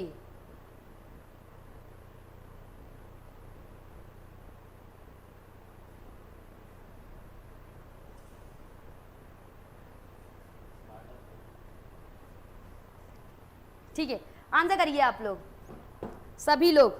32 का ए, बहुत बढ़िया, ठीक है। मॉडर्न लिंग्विस्टिक है, इनके बारे में हमने बहुत बार बताया, एक बार नहीं कितनी बार बताया हुआ है, बहुत बढ़िया। सीधा सीधा ये भाषा विकास से है। नॉम चॉम्स्की नैतिक विकास का सिद्धांत, सबसे नैतिक विकास को लाने वाले पियाजे हैं, लेकिन इस पे जो सिद्धांत दिया था आपको पता है, कोहलबर्ग ने, ठीक है, कोहलबर्ग जाने जाते हैं। सामयिक विकास हो गया, संज्ञान विकास हो गया। अब बात करते विकास को कौन सा है? नॉम चॉम्स्की सिद्धांत। तो इन्होंने भाषा विकास दिया था। ये मॉडर्न, ये क्या है? मॉडर्न लिंग्विस्टिक है। इन्होंने एलएडी बताया है, जनरेटिव ग्रामर बताया है, और वहां पे इन्होंने कह सकते हैं कि एक तरह से innate capacity to learn language भी बताया। अगले क्वेश्चन की तरफ बढ़ते हैं। स्वभाव में दिखाई देने वाली व्यक्तिगत विभिन्नताएं। अभी जो हम आपको क्वेश्चन कराने वाले हैं, अब जो आगे क्वेश्चन कराने वाले हैं, ये सारे अभी जो हमने पहले करा तो वो तो इंपॉर्टेंट था ही, लेकिन अब जो हम आपको क्वेश्चन कराने जा रहे हैं वो वेरी वेरी मोस्ट इंपॉर्टेंट है। एक भी क्वेश्चन मिस मत करिएगा। स्वभाव में दिखाई देने वाली व्यक्तिगत विभिन्नताएं किस आधारभूत से संबंधित है? अधिगमित से है, जन्मजात से है, अधिग्रहित से है, या सांस्कृतिक से? आंसर करिएगा, बहुत बढ़िया। ये क्या है आपका? स्वभाव में दिखाई देने वाली व्यक्तिगत विभिन्नताएं आधारभूत रूप से, इसका बेस क्या है भाई? बेसिस रूप से, यहां बेसिक बोला, आधार बोला है, हु हैज नॉट, ठीक है। चलिए, यहां पे थोड़ा सा इंग्लिश मिस हो गया है, इसको मत ध्यान दीजिएगा, ये डिफरेंट है थोड़ा, ठीक है, ये थोड़ा अलग है, इसको आप लोग मत देखिएगा, ठीक है। यहाँ पे स्वभाव में दिखाई देने वाली व्यक्तिगत विभिन्नता आधारभूत से है, ठीक है। जल्दी बताइए, ये इसकी इंग्लिश नहीं है, छोड़ दीजिए इसको। बी बी बी, चलिए, जन्मजात, सबको पता है भी, ये क्या हो जाएगा? जन्मजात हो जाएगा। ये अधिगम से नहीं रिलेटेड है, अग्रहण वाली नहीं होती है। और सांस्कृतिक, देखिए स्वभाव की बात करते हैं यहाँ पे, स्वभाव और आदत में अंतर होता है, ठीक है, स्वभाव और आदत में अंतर होता है। जो स्वभाव है बदला नहीं जा सकता, लेकिन जो आदत है वो बदला जा सकता है, और जो जन्मजात वाली चीजें हैं वो बदली नहीं जा सकती, क्योंकि वो आपको मानसिकता से मिली है। तो हमारा ऑप्शन बी हो जाएगा करेक्ट आंसर, ऑप्शन बी हो जाएगा करेक्ट आंसर, ठीक है। चलिए आगे बात करते हैं यहाँ पे जी, किसने व्यक्तित्व के किसी भी सिद्धांत को प्रतिपादित नहीं किया? B.F. Skinner, Sigmund Freud, Allport, Raymond Cattell. बहुत बढ़िया क्वेश्चन है, बहुत बढ़िया। 34 नंबर क्वेश्चन आंसर करिएगा, ठीक है, 34 नंबर क्वेश्चन आंसर करिएगा आप लोग।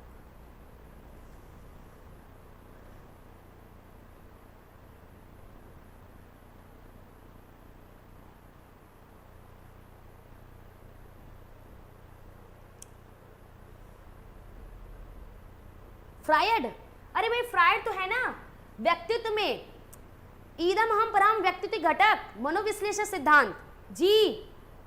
प्राची जी बहुत बढ़िया, चंदन जी, नीलिमा जी बिल्कुल, श्वेता जी बिल्कुल करेक्ट है, दोहिता जी बहुत बढ़िया, सही भाई। देखिए सिगमंड फ्रायड ने भी व्यक्तित्व के जान जाते हैं मनोविश्लेषण सिद्धांत, आलपोर्ट भी जान जाते हैं हमारे व्यक्तित्व के सिद्धांत, रेमंड कैटल इन्होंने 16 PF दिया ही था, 16 पर्सनालिटी फैक्टर। स्किनर के बारे में हमने कहा बताया, स्किनर व्यक्तित्व सिद्धांत के लिए कहा जाने जाते हैं, व्यक्तित्व से संबंधित स्किनर का हमने कुछ बताया नहीं, स्किनर नहीं है भाई, गलत मत करिए। हेनरी ए मुर्रे और क्रिस्टियान डी मॉर्गन, मॉर्गन और मुर्रे द्वारा कौन सा परीक्षण निर्मित किया गया? वाक्य पूर्ति, यानी ये है आपका SCT है। 16 व्यक्तित्व आयाम, ये 16 PF है, ठीक है। फिर इसके बाद कथानक संप्रत्यय परीक्षण, ये आपका TAT है, ठीक है।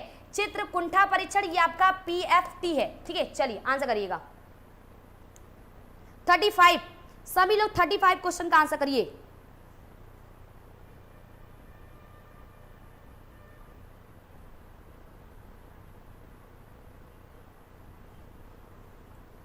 क्या बात है, बहुत बढ़िया, बहुत बढ़िया, बढ़िए भाई स्पीड में। चलिए सी वाले बहुत बढ़िया, सी वाले बहुत बढ़िया जी। बबीता जी 34 का ए इन्होंने बताया है, ओके 35 चल रहा है, बिल्कुल। दीप्ति जी, मीनाक्षी जी बहुत बढ़िया, एकता जी करेक्ट है, बिल्कुल भाई। देखिए यहाँ पे बोला है ना कि वाक्य पूर्ति, अच्छा ये वाक्य पूर्ति सेंटेंस कंप्लीशन टेस्ट है। यहाँ पे ये अगर बात करें 16 व्यक्तित्व आयाम यानी 16 PF है। कथानक संप्रदाय, ये देखिए TAT है, ये हमारे मॉर्गन और मुर्रे है ना, ये क्या हो जाएगा आपका मॉर्गन और मुर्रे। ये एक प्रक्षेपण विधि है, यह एक प्रक्षेपण विधि है, ध्यान रखिएगा, ठीक है। यह एक प्रक्षेपण विधि है, सब लोग जानते रहेगा, व्यक्तित्व मापन की प्रक्षेपण विधि, ऑप्शन सी हो जाएगा करेक्ट आंसर, ठीक है। और लियोपोल्ड बेलाक तो आपको पता है, वो आपका चाइल्ड परसेप्शन टेस्ट हो जाएगा, ठीक है, बाल संप्रत्यात्मक परीक्षण, ठीक है। चलिए अगले क्वेश्चन की तरफ बढ़ते हैं। एक बालक के वृद्धि कौन सा कारक संबंधी नहीं? एक बालक के वृद्धि से पोषण, स्वास्थ्य, निद्रा, अधिवास। बहुत बढ़िया, अधिवास, डोमिसाइल है भाई, ये अधिवास है, ठीक है।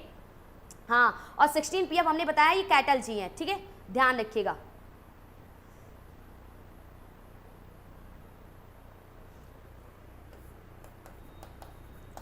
व्यक्ति के निवास स्थान, ठीक है।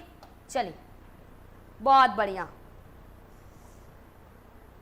36 मिस रेणु जी डी, बहुत बढ़िया। शिवेंद्र जी बिल्कुल, बहुत बढ़िया। वीडियो को शेयर कर दीजिए भाई, आप लोग वीडियो को शेयर कर दीजिए जी।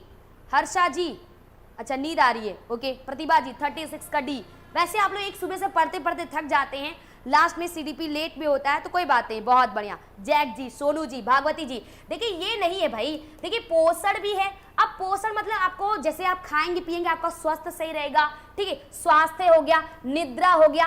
अरे भाई निद्रा वृद्धि से कौन सा का ये देखिए सबसे अलग, ये व्यक्ति के निवास स्थान वृद्धि से क्या लेना देना है भाई, दूर दूर तक लेना देना नहीं, ऑप्शन डी हो जाएगा। अच्छा यहाँ पे निद्रा बताया था मैम ने, ठीक है। 36 का डी होगा, बिल्कुल योगेंद्र जी करेक्ट है, कोई बात नहीं जूही गुप्ता मैम, कोई बात नहीं, ठीक है। सीखने आए, गलतियां अभी गलती हो जाए चलेगा भाई, हम आपको क्यों बार बार बोल रहे हैं, अभी गलती हो जाए चलेगा, लेकिन यही गलती एग्जाम में नहीं करना हमको, ठीक है।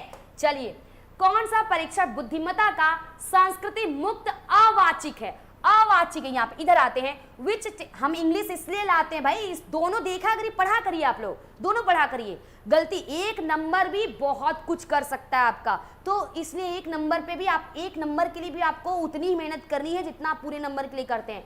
तो which test is culture free, non verbal है, वर्बल मतलब भाषाई होता है, नॉन वर्बल मतलब अभाषाई है, ठीक है, और अवाचयिक मतलब अभाषाई, ठीक है, ओके। तो टेस्ट है इंटेलिजेंस का, बुद्धिमत्ता का समूह परीक्षण, वयस्क बुद्धिमत्ता मापनी, Bhatia battery, standard progressive matrices. कौन सा परीक्षा? बुद्धिमत्ता। पहली बार ये बुद्धि परीक्षा से रिलेटेड है, आपको बताना है संस्कृति मुक्त है और अशाब्दिक है, अवाचिक है, याद रखिएगा। चलिए सभी लोग, अरविंद जी, देखिए अरविंद जी ऑलरेडी सब टाइम ऑलरेडी फिक्स है, ठीक है।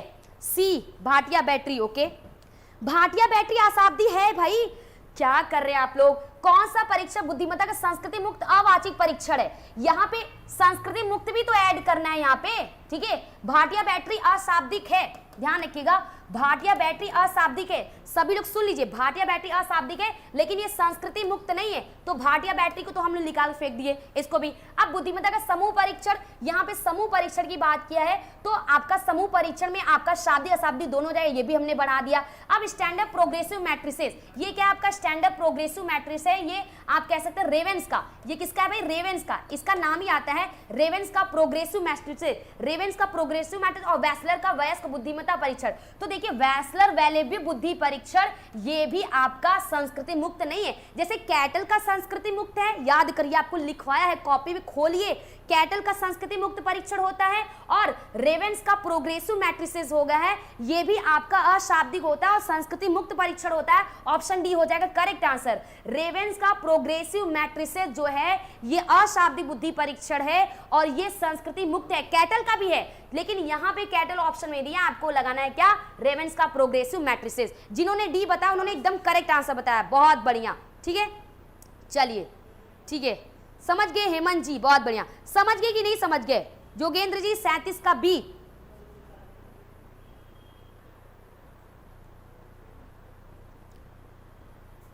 भाटिया शाब्दिक होता है सिर्फ।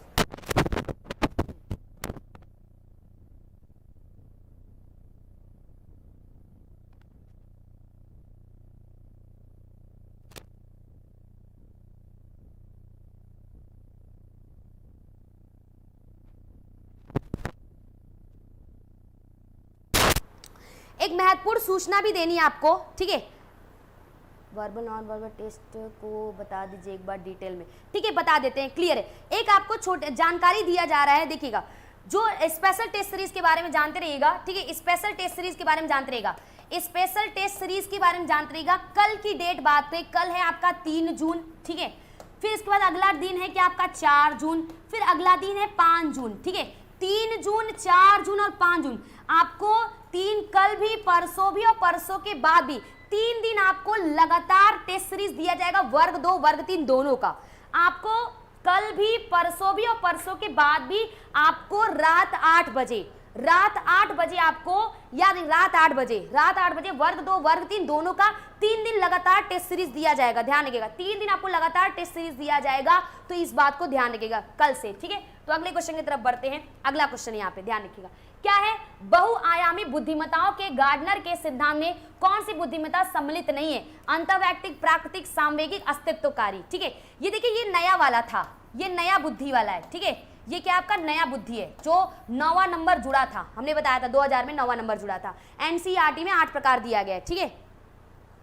अरे भाई स्पेशल टेस्ट सीरीज में शाम को, ठीक है जी, कंचन में बहुत बहुत धन्यवाद, ठीक है, ध्यान रखिएगा, 3 दिन आपको लगातार दिया जाएगा। 38 का सी, रुमाना जी, बहुत बढ़िया। हाँ, उस टेस्ट सीरीज शाम को इसलिए दिया जाएगा ताकि आप रात में आराम से लगाइएगा, ठीक है। 38 का बिल्कुल। अंतर्वैयक्तिक बुद्धि क्या है भाई? ये इंट्रा है, देखिए कितना खतरनाक लिख दिया, यहाँ पे इंट्रा है, कहीं कहीं आपको अंतरा लिख के आता है, देख लीजिए यहाँ पे, देख लीजिए, साक्षात गलती देख लीजिए, इंट्रा कहीं कहीं आपको अंतरा मिल जाता है, जबकि अंतर की जगह इंटर आ जाता है, तो गलती मत करिएगा इसमें गलती मत करिएगा। एग्जामिनर, देखिए क्वेश्चन पेपर तो इंग्लिश में बनता है, उसको फिर हिंदी में ट्रांसलेट किया जाता है, तो गलती होना लाजमी है, लेकिन इंग्लिश वाला कभी गलत नहीं हो सकता, ध्यान रखिएगा। तो इंट्रा पर्सन मतलब क्या होता है? ये एक तरह से क्या होता है, इंट्रापर्सनल, स्वयं को जानने की बात करता है, यानी आपको स्वयं को जानने की क्षमता होती है। नेचुरलिस्टिक यानी आपको प्रकृति से प्रेम है। एग्जिस्टेंशियल, आप अस्तित्व, ये पूरे विश्व के बारे में, पूरी दुनिया के बारे में चिंतन करते हो, यानी ये दुनिया है क्या, किस तरह, इसके प्रति आप चिंतनशील रहते हो, तो वो एग्जिस्टेंशियल यानी वो अस्तित्वकारी हो जाएगा, जैसे चिंतक हो जाएंगे, ठीक है, इसमें आ जाएगा, इसका एग्जाम्पल चिंतक हो जाएगा। बट सामवेगिक इन्होंने नहीं दिया था, सामवेगिक नहीं दिया था। अगले क्वेश्चन की तरफ बढ़ते हैं। सृजनात्मक चिंतन के कौन से प्रकार से संबंधित, थोड़ा स्पीड बढ़ाइए आप लोग, थोड़ा स्पीड बढ़ाते हैं हम लोग, ठीक है, चलिए थोड़ा स्पीड बढ़ाते हैं हम लोग, सभी लोगों से गुजारिश है थोड़ा स्पीड बढ़ाते हैं, ठीक है, चलिए। सृजनात्मक चिंतन के कौन से प्रकार से संबंधित, सृजनात्मक चिंतन के किस प्रकार से, अत्यधिक चिंतन, अधिचिंतन, विमर्शी चिंतन, अपसारी चिंतन। ओवर थिंकिंग, ले डूबेगा, मेटा थिंकिंग है, रिफ्लेक्टिव थिंकिंग है, डाइवर्जेंट थिंकिंग है, ठीक है, चलिए। रिफ्लेक्टिव मतलब ये होता है, ये आपके चिंतन संबंधित है, ठीक है, जो आप अपने विचारों के बारे में सोचते, समझते, जानते हो, वो रिफ्लेक्टिव थिंकिंग हो जाएगा। जी प्राची जी, सत्यवती जी, बहुत बढ़िया, चीनी जी, राजदा जी, वर्षा जी, बिल्कुल बहुत बढ़िया, बहुत बढ़िया, जल्दी बढ़िए भाई, बिल्कुल सभी लोगों ने सही आंसर दिया है, बिल्कुल करेक्ट हो जाएगा, ये हो जाएगा अपसारी चिंतन, ठीक है, ये हो जाएगा अपसारी चिंतन। अगले क्वेश्चन की तरफ बढ़ते हैं। मानसिक विमंदित शब्द को किस शब्द के साथ प्रतिस्थापित किया गया? The term mental retardation, mental मानसिक मंदता है ये, ठीक है, मानसिक मंदता है यहाँ पे, इस रिप्लेस विथ विच टर्म, मानसिक मंदता को हम क्या बोलेंगे? बौद्धिक रूप से अयोग्य बोलेंगे, या मानसिक कमजोरी बोलेंगे, या बौद्धिक पिछड़ा बोलेंगे, या बौद्धिक प्रतिकूलता। जो शब्द सबसे अच्छा लगेगा, यानी अगर आप इसकी जगह इस शब्द को यूज करेंगे, जैसे विकलांग की जगह दिव्यांग हो गया, तो उसी तरह यहाँ पे बोला है मानसिक विमंदित शब्द को हम किससे प्रतिस्थापित कर सकते हैं? कोई अंतर नहीं होगा। 40 नंबर, 40वें पे आ गए हम लोग, ठीक है, आंसर करिएगा आप लोग फटाफट। जी योगेंद्र जी, 40 का सी, बौद्धिक पिछड़ापन। क्या ये सही लग रहा है योगेंद्र जी सुनने में? बौद्धिक रूप से वो बच्चा पिछड़ा है, ऐसा बोलना। इंटेलेक्चुअल बैकवर्डनेस, ऐसा बोलिए जो पॉजिटिव हो थोड़ा, ठीक है।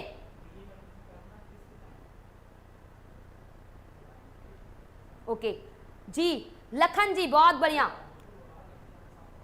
बहुत बढ़िया। ओम किरण जी, ओम किरण जी ने सी बताया, ठीक है, चलिए सभी लोग अलग अलग बता रहे हैं, सी सी सी सी सी सी, ठीक है। देखिए ये हो जाएगा, ये आप बोलेगा इंटेलेक्चुअल डिसेबिलिटी। भाई देखिए मानसिक मंदता ये मस्तिष्क से रिलेटेड होता है, किससे? मस्तिष्क। तो जाहिर सी बात है ये इंटेलेक्चुअल डिसेबिलिटी हो गया, सरल सरल आराम से। ये बौद्धिक अक्षमता हो जाएगा, बौद्धिक अयोग्यता हम बोलेंगे। आप मानसिक कमजोरी मत बोलिए, बौद्धिक रूप से बच्चा पिछड़ा है ये मत बोलिए, बौद्धिक प्रति। देखिए पिछड़ा क्या होता है? पिछड़ेपन का इलाज हो सकता है, हमने आपको पढ़ाया पिछड़ेपन का इलाज हो सकता है, लेकिन जो मानसिक मंदता है ये थोड़ा ये रेयर में होता है, सही हो पाता है। और बौद्धिक प्रतिकूलता या इंटेलेक्चुअल डिसएडवांटेज, ये तो वैसे ही निगेटिव हो जाएगा बोलना, तो ऑप्शन ए हो जाएगा। बौद्धिक अयोग्यता आप बोलेंगे वो सही है यहाँ पे, ठीक है। अगले क्वेश्चन की तरफ बढ़ते हैं।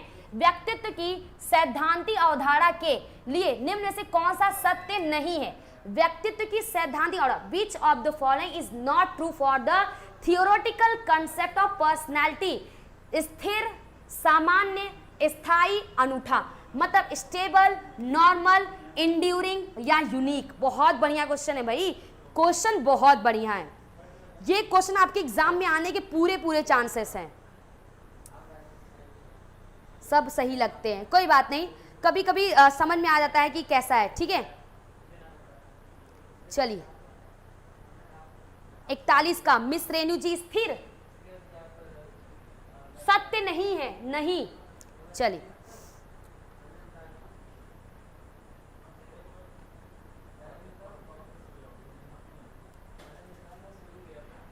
मिस रेणु मैम ने स्थिर बताया है। अब मुझे बताइएगा कि जो व्यक्तित्व है, जिन्होंने ए बताया है उनकी बात बता रहे हैं, जिन्होंने ए बताया हम उनको बता रहे हैं, ठीक है, ठीक है, जिन्होंने ए बताया उसको हम बता रहे हैं। ये देखिए व्यक्तित्व सैद्धांतिक अवधारणा के लिए कौन सा सत्य नहीं है।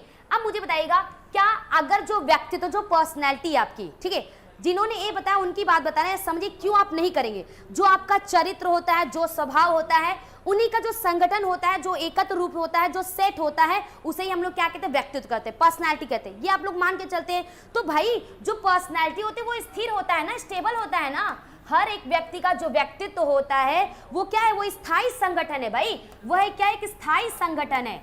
अरे भाई वो चरित्र का, ठीक है, बुद्धि का, इस तरह चीजों का वो एक स्थायी संगठन है, ठीक है, स्थायी संगठन है। अब बात करते स्थिर और स्थायी दोनों एक ही जैसे हैं, तो आप क्यों करेंगे? अरे भाई स्थिर कहो स्थायी कहो, मतलब तो एक ही हुआ ना। स्थिर स्थाई, जिन्होंने स्थिर, पहले स्थिर से फिर स्थाई चलेंगे उनकी बात कर रहे हैं, स्थिर और स्थाई। तो देखिए हर एक व्यक्ति का व्यक्तित्व अनूठा होता है, यूनिक होता है, व्यक्तित्व स्थिर संगठन है, स्थायी संगठन है, सामान्य नहीं भाई, सामान्य का कोई लेना देना नहीं होता, नॉर्मल का कोई लेना देना नहीं है। आज के क्वेश्चन लिख लीजिए, जितने क्वेश्चन आपको करवा रहे हैं ये सारे क्वेश्चन बहुत ज्यादा इंपॉर्टेंट है। अगर एक भी क्वेश्चन मिस हुआ तो बहुत सारी चीजें मिस हो सकती है। मेरी बात को ध्यानपूर्वक समझिएगा, समझ के सीखने की कोशिश करिएगा, ठीक है। चलिए अभी क्लियर है कि नहीं, जल्दी मुझे बताइए, जल्दी से कमेंट करिए आप लोग को क्लियर है कि नहीं। क्वेश्चन ही नहीं समझ में, अभी समझ में आ गया संगीता मैम, अभी समझ में आ गया? चलिए भाई जल्दी बताइए आप लोग, ठीक है।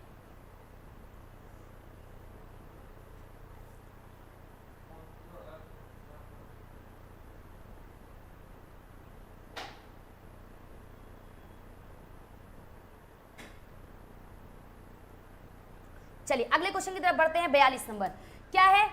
पढ़ने संबंधी अधिगम अक्षमता, जल्दी बताइए। Dyslexia, dyscalculia, dyslexia, dysgraphia, dysthymia, dysthymia है। डिसकैल्कुलिया बोले तो ये गणना कर लीजिए, आपको नहीं आएगा, प्लस की जगह आप माइनस कर जाएंगे। डिसग्राफिया की जगह आप लिखने संबंधी 5 को आप उल्टा लिख देंगे ऐसे करके। डिस्थीमिया ये क्या आपका एक तरह से कह सकते हैं ये तनाव संबंधी है, ठीक है, तनाव संबंधी विकार है। क्लियर है?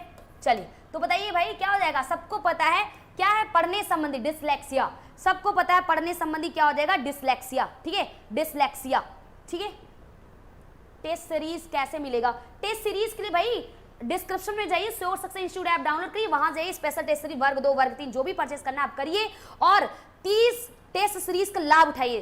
350 रुपए में आपको 30 टेस्ट सीरीज दिए गए, वो भी बाइलिंगुअल में। 30 सोच लीजिए भाई, इतने क्वेश्चन के आपको सेट मिल जाएंगे, एक्सप्लेनेशन मिल जाएगा, तो फिर आपकी लाइफ बन जाएगी। अगले क्वेश्चन की तरफ बढ़ते हैं। न्यूनतम आधारभूत सुविधाओं से वंचित बालकों को किस वर्ग में? अरे भाई children who are deprived of the minimum basic facility are classified. इनको अपराधी बालक, विशेष बालक, प्रतिकूल परिस्थिति ग्रस्त बालक या पिछड़े बालक इनको न्यूनतम सुख सुविधाएं मिलनी चाहिए, ये बालक को नहीं मिलती। न्यूनतम सुख सुविधाएं मिलनी चाहिए, ये बालक को नहीं मिलती, तो इसको हम क्या बोलेंगे? इसको क्या बोलेंगे भाई? समझ कर आंसर दीजिएगा।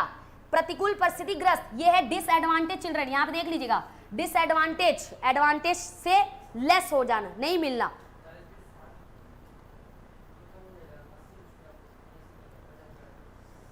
चलिए सब लोग बता रहे हैं डी डी डी डी। देखिएगा यहाँ पे ध्यान से, न्यूनतम आधारभूत सुविधाओं से वंचित बालकों को हम क्या कहेंगे?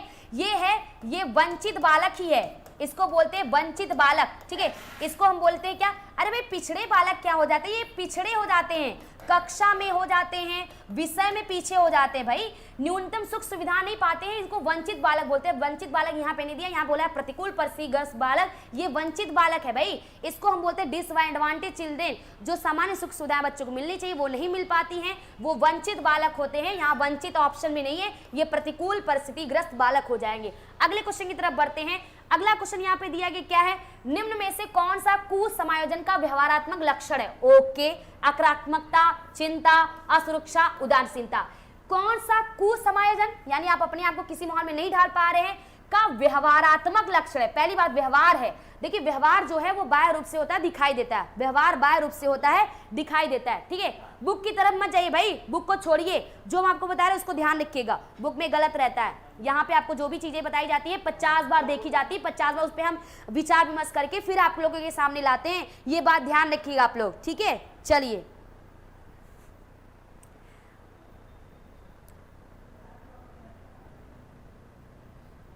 चलिए 44 का सी असुरक्षा, ओके। 44 का ए जी। चलिए प्रवेश पत्र आ जाएगा भाई, कहाँ जाएगा? घर पे आ जाएगा डायरेक्ट आपके जी। डी सी ई अलग अलग सीरीज, ठीक है, ओके, बहुत बढ़िया। चलिए देखिए, जैसे बहुत सारे हम आपको इसका एग्जाम्पल देते हैं। नंदिनी जी ने भी बताया, ओके, भूपेंद्र जी ने ये बताया है, सब लोग अलग अलग, ठीक है, ओके, ध्यान रखिएगा।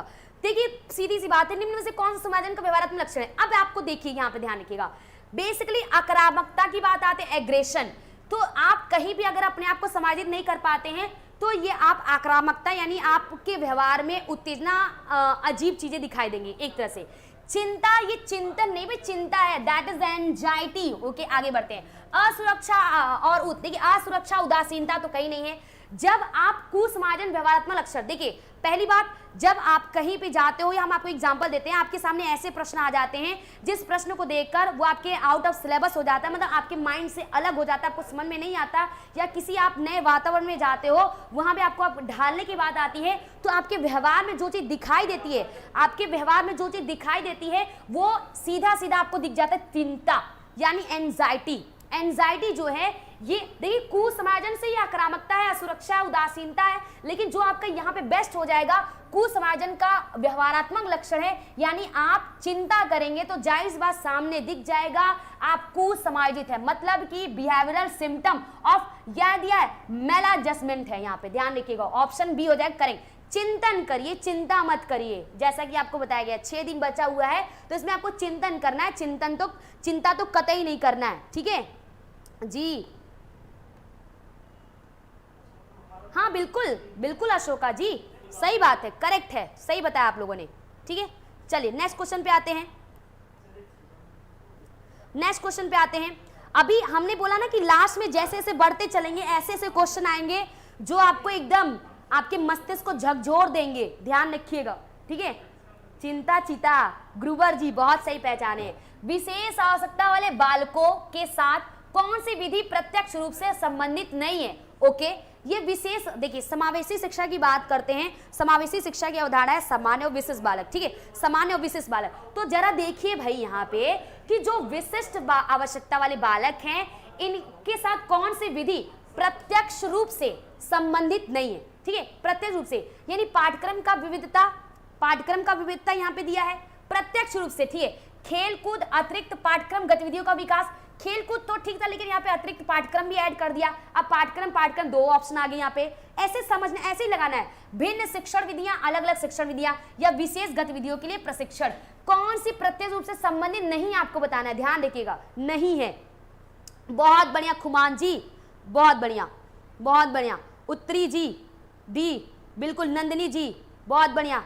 जागृति जी ठीक है, जिन्होंने डी बताया बहुत बढ़िया, सही आप बताया है बिल्कुल। अरे भाई देखिए, विशेष आवश्यकता वाले बालक हैं, इनके साथ कौन से प्रत्यक्ष रूप से संबंधित, देखिए पाठ्यक्रम का विविधता। अब जो पाठ्यक्रम का विविधता है, आपको पाठ्यक्रम विविधता क्या है, बच्चे अलग अलग, कोई मंद बुद्धि है, कोई तीव्र बुद्धि है, कोई प्रतिभाशाली है, कोई कह सकते हैं प्रखर बुद्धि, अलग अलग कैटेगरी के बच्चे हैं, तो पाठ्यक्रम विविधता है जो उनके लिए है, ये करेक्ट हो जाएगा।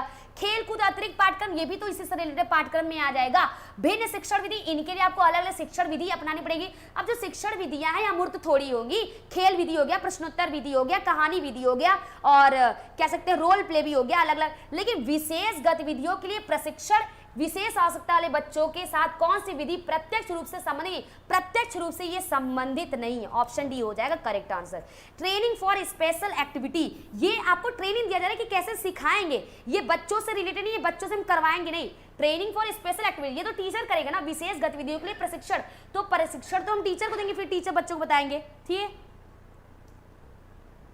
मैम। थियरी के महामैराथन करा दीजिए, चलिए मैम, बिल्कुल जैसा कहें वैसा करेंगे, ठीक है, आप लोगों के अकॉर्डिंग सब कुछ रहेगा, ठीक है।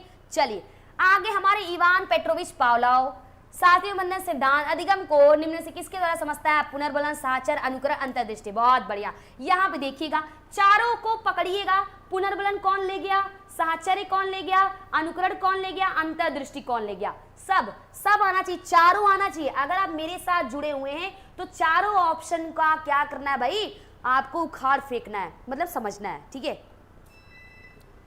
चलिए आंसर करिएगा, सबको पता है, बहुत बढ़िया।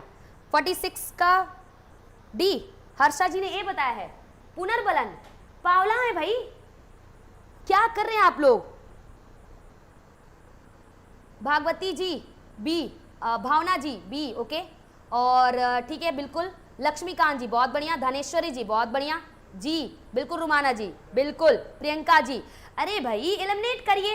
अंतर्दृष्टि, ये हमारे सूझ यानी कोहलर भैया को हम ले गए। अनुकरण के माध्यम से, देखिए अनुकरण के माध्यम से हम ले सकते हैं, ये अधिगम से रिलेटेड, अधिगम में अनुकरण के द्वारा हो जाएगा। भाषा में अनुकरण नहीं, भाषा में अनुकरण तो स्किनर को चले जाएंगे। यहाँ अधिगम की बात करें तो यहाँ पे अनुकरण कौन हो जाएगा, ये वन एंड ओनली कौन हो जाएगा, ये हमारे बंडूरा जी हो जाएंगे। अब पुनर्बलन के लिए हम स्किनर को रख लेते हैं ना, किसको रख लेते हैं, स्किनर को, तो ये साहचर्य हो जाएगा भाई। देखिए हमने बताया था ना क्या था, यूसीआर यूसीएस अनकंडीशनल स्टिमुलस, यही था ना, ये क्या है भाई, यूसीएस अनकंडीशनल स्टिमुलस है, फिर सीएस कंडीशनल स्टिमुलस है, फिर यहाँ पे आपका क्या हो जाएगा, सीआर हो जाएगा या यूसीआर हो जाएगा। तो ये क्या, अनकंडीशनल, यानी अनकंडीशनल और कंडीशनल, कंडीशन आपको पहले लगाना है यहाँ पे। देखिए ये आपका एक तरह से यहाँ हिंदी में बता दे रहे हैं, यहाँ पे ये हो जाएगा पहला अस्वाभाविक उद्दीपक है, ठीक है। फिर आपका वहां पे क्या हो जाएगा, स्वाभाविक उद्दीपक हो जाएगा, फिर उसके बाद क्या हो जाएगा, वहां पे स्वाभाविक अनुक्रिया हो जाएगा, ठीक है, यानी अनुक्रिया। तो यहाँ पे जो साहचर्य स्थापित होता है पॉला के सिद्धांत में, इससे टूटकर साहचर्य किससे हो जाता है, अस्वाभाविक, यानी किसके साथ हो गया था, घंटी की आवाज से, घंटी से नहीं, घंटी की आवाज से। तो ये कौन हो जाएंगे, ये साहचर्य हो जाएगा, एसोसिएशन किया गया था यहाँ पे, ठीक है, किससे किया गया था, एसोसिएशन। चलिए साहचर्य, reinforcement Skinner, it is a Bandura insight Kohler, बहुत बढ़िया जी। पूनम जी 46 का ख, ठीक है, बहुत बढ़िया, ठीक है। वीडियो अच्छा लग रहा हो तो शेयर कर दीजिएगा आप लोग। निम्न में से कौन सी बालकों के लिए अधिगम की प्रक्रिया नहीं है, प्रतिबिंबन, तर्क, परिपक्वता, कल्पना। बहुत क्वेश्चन देखिए भाई, क्वेश्चन देख के आपको खुद ही लग रहा होगा कि ये कितना अलग है, कितना डिफरेंट टाइप का क्वेश्चन है। कौन सी बालकों के लिए अधिगम की प्रक्रिया, अधिगम कैसे भाई, अधिगम व्यवहार में परिवर्तन है, अधिगम क्या, व्यवहार में परिवर्तन। अब ये जो व्यवहार में परिवर्तन होगा ये किससे होगा, ये वातावरण से होगा, तो इसी से आप आंसर लगा सकते हैं। Which of the following is not process of learning for children, ठीक है, रिफ्लेक्शन, आर्गुमेंट, मैच्योरिटी, इमेजिनेशन। सरल क्वेश्चन है जी। कवि बेहरा जी, कोई बात नहीं, क्वेश्चन पढ़ने में गलती हो गया। 60 लाए हैं, 47 का सी, बहुत बढ़िया, समझ गए, मतलब हम जो आपको बताना चाहते थे वो आपके माइंड तक पहुंच गया जी। रेनू जी बहुत बढ़िया। चलिए क्या सोच के आपने सी बताया वो हमने यहाँ पे बता दिया। पूनम जी ग ग ग, बहुत बढ़िया। तो देखिए भाई यहाँ पे निम्न में से कौन सी बालकों के लिए अधिगम की प्रक्रिया नहीं है, प्रतिबिंबन। देखिए जाहिर सी बात है, रिफ्लेक्शन, बच्चे जो कार्य करते हैं उस कार्य को समझते हैं, जानते हैं वो कर क्या है ना, उसको रिफ्लेक्ट करते हैं, दैट इज करेक्ट है। क्या कार्य में तर्क नहीं लगाते, आर्गुमेंट, तर्क लगाते हैं ना, बिल्कुल करते हैं। कल्पना भी करते हैं, ये परिपक्वता कहाँ से आ जाएगा भाई, पर हमने देखिए बताया ना, अधिगम मतलब व्यवहार परिवर्तन, व्यवहार परिवर्तन तो वातावरण से, और परिपक्वता क्या है, ये अनुवांशिकी अभिवृत्ति है भाई, अनुवांशिकी अभिवृत्ति है। परिपक्वता आएगी तब होगा, अधिगम प्रक्रिया के मतलब अभ्यास के द्वारा, आप प्रशिक्षण के द्वारा, अनुभव के द्वारा आप अधिगम कराते हैं ना, तो क्या परिपक्वता से क्या लेना देना हो जाएगा, यह अनुवांशिकी अभिवृत्ति होता है ना, ठीक है। तो क्या हो जाएगा आपका ऑप्शन नंबर सी करेक्ट हो जाएगा। अगले क्वेश्चन की तरफ बढ़ते हैं। अधिगम में पुरस्कार व दंड की अवधारणा किसके द्वारा दी गई, बहुत बढ़िया क्वेश्चन है, रिपीटेड क्वेश्चन है। ये क्वेश्चन 2 बार एग्जाम में आ चुका है, कल क्या इसके पहले भी हमने करवाया था और आज फिर करवा रहे हैं, यानी ये 2 बार रिपीट किया एग्जाम में, ठीक है जी। लास्ट स्टेज भी मैच्योरिटी होता है, ठीक है जी, जन्मजात होती है, ठीक है। चलिए अगले क्वेश्चन की तरफ बढ़ते हैं। कौन है भाई जी, परिपक्वता का संबंध जन्मजात से होता है। 48 का धनेश्वरी जी, मिस रेनू जी सी। अरे थांडाई क्यों बोल रहे भाई, देखिए जो आप लोग गलत आंसर कर रहे हैं तो आप चैनल में बने रहिए, सब जो भी त्रुटियां उसको सुधारिए। मैम सभी वैज्ञानिक सिद्धांत का महामराथन करा दीजिए। देखिए कुहू मैम, देखिए हम यहाँ पे आपको मिसलिनियस ऑलरेडी करा रहे हैं, हम बताते चल रहे हैं, ठीक है। पॉजिटिव में दंड देना चाहिए, ठीक है, मतलब कोई हमारे पर कोई एक तरह से आरोप भी न लगे, बच जाए हम लोग, ठीक है बिल्कुल। अरे भाई स्किनर है ये, पुनर्बलन, पुरस्कार दंड अवधारणा किसके द्वारा दी गई, ये पुनर्बलन है। अच्छा हमने आपको पढ़ाया हुआ है, देखिए पुनर्बलन के लिए हमारे हल भी जाने जाते हैं। पुनर्बलन का सिद्धांत अगर बात किया जाए, प्रबलन का सिद्धांत, पुनर्बलन का सिद्धांत हल ने दिया है, लेकिन हल ने सकारात्मक पुनर्बलन की बात की है। सबसे पहले पुनर्बलन की अगर बात करें, सकारात्मक और नकारात्मक दोनों पुनर्बलन, सकारात्मक और नकारात्मक, देखिए यहाँ पे है ना, पुरस्कार और दंड दोनों पुनर्बलन की बात ये किसने की है, BF स्किनर ने किया, ध्यान रखिएगा। ये सकारात्मक नकारात्मक दोनों के लिए जाने जाते हैं। रीइंफोर्समेंट, अधिगम की अवधारणा के लिए कौन सा कथन सत्य नहीं है, अधिगम की अवधारणा, अधिगम की अवधारणा के बारे में कौन सा सत्य नहीं है। अधिगम व्यवहार में परिवर्तन है, ओके। अपेक्षाकृत रूप से स्थायी अंतर परिलक्षित होता है, मतलब there is a relatively permanent difference है, या अधिगम अभ्यास द्वारा प्रभावित होता है, या अधिगम एक जन्मजात प्रक्रिया है। बढ़िया क्वेश्चन है। 49 नंबर क्वेश्चन को आप रिलेट कर सकते हो अगले क्वेश्चन से, ठीक है। अभी हमने पिछले क्वेश्चन के बताया है।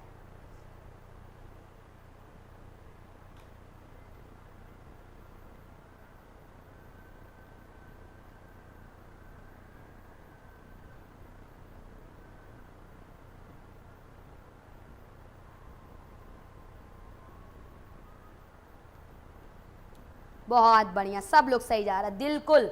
शिवेंद्र जी करेक्ट है, मन्ने पटेल जी, अनुपा जी, श्रीभजन जी, बिल्कुल। अधिगम एक जन्मजात प्रक्रिया है भाई, मतलब हम अभिमन्यु नहीं है भाई, हम लोग आम इंसान है, ठीक है। तो अधिगम एक जन्मजात नहीं, अधिगम एक वातावरणीय है, ठीक है। अभी देखिए ये क्वेश्चन को आप पिछले क्वेश्चन से रिलेट कर जाएंगे जो हमने आपको एक्सप्लेन किया है। अगले क्वेश्चन की तरफ बढ़ते हैं। ये क्वेश्चन देखिए आपके लिए नया है, शिक्षा में अवधारणा मानचित्रण, यानी ये क्या आपका, ये कॉन्सेप्ट मैपिंग की बात करें, ध्यान रखिएगा। ये क्या है, ये कॉन्सेप्ट मैपिंग यहाँ पे हम बात करते हैं, ये क्या है, कॉन्सेप्ट मैपिंग।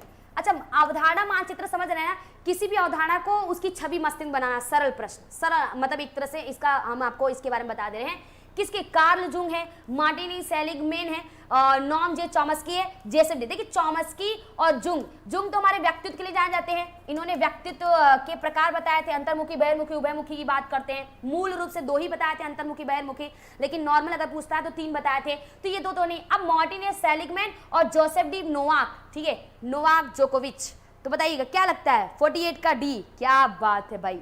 मिनी जी 58 का डी, बहुत बढ़िया, बहुत बढ़िया।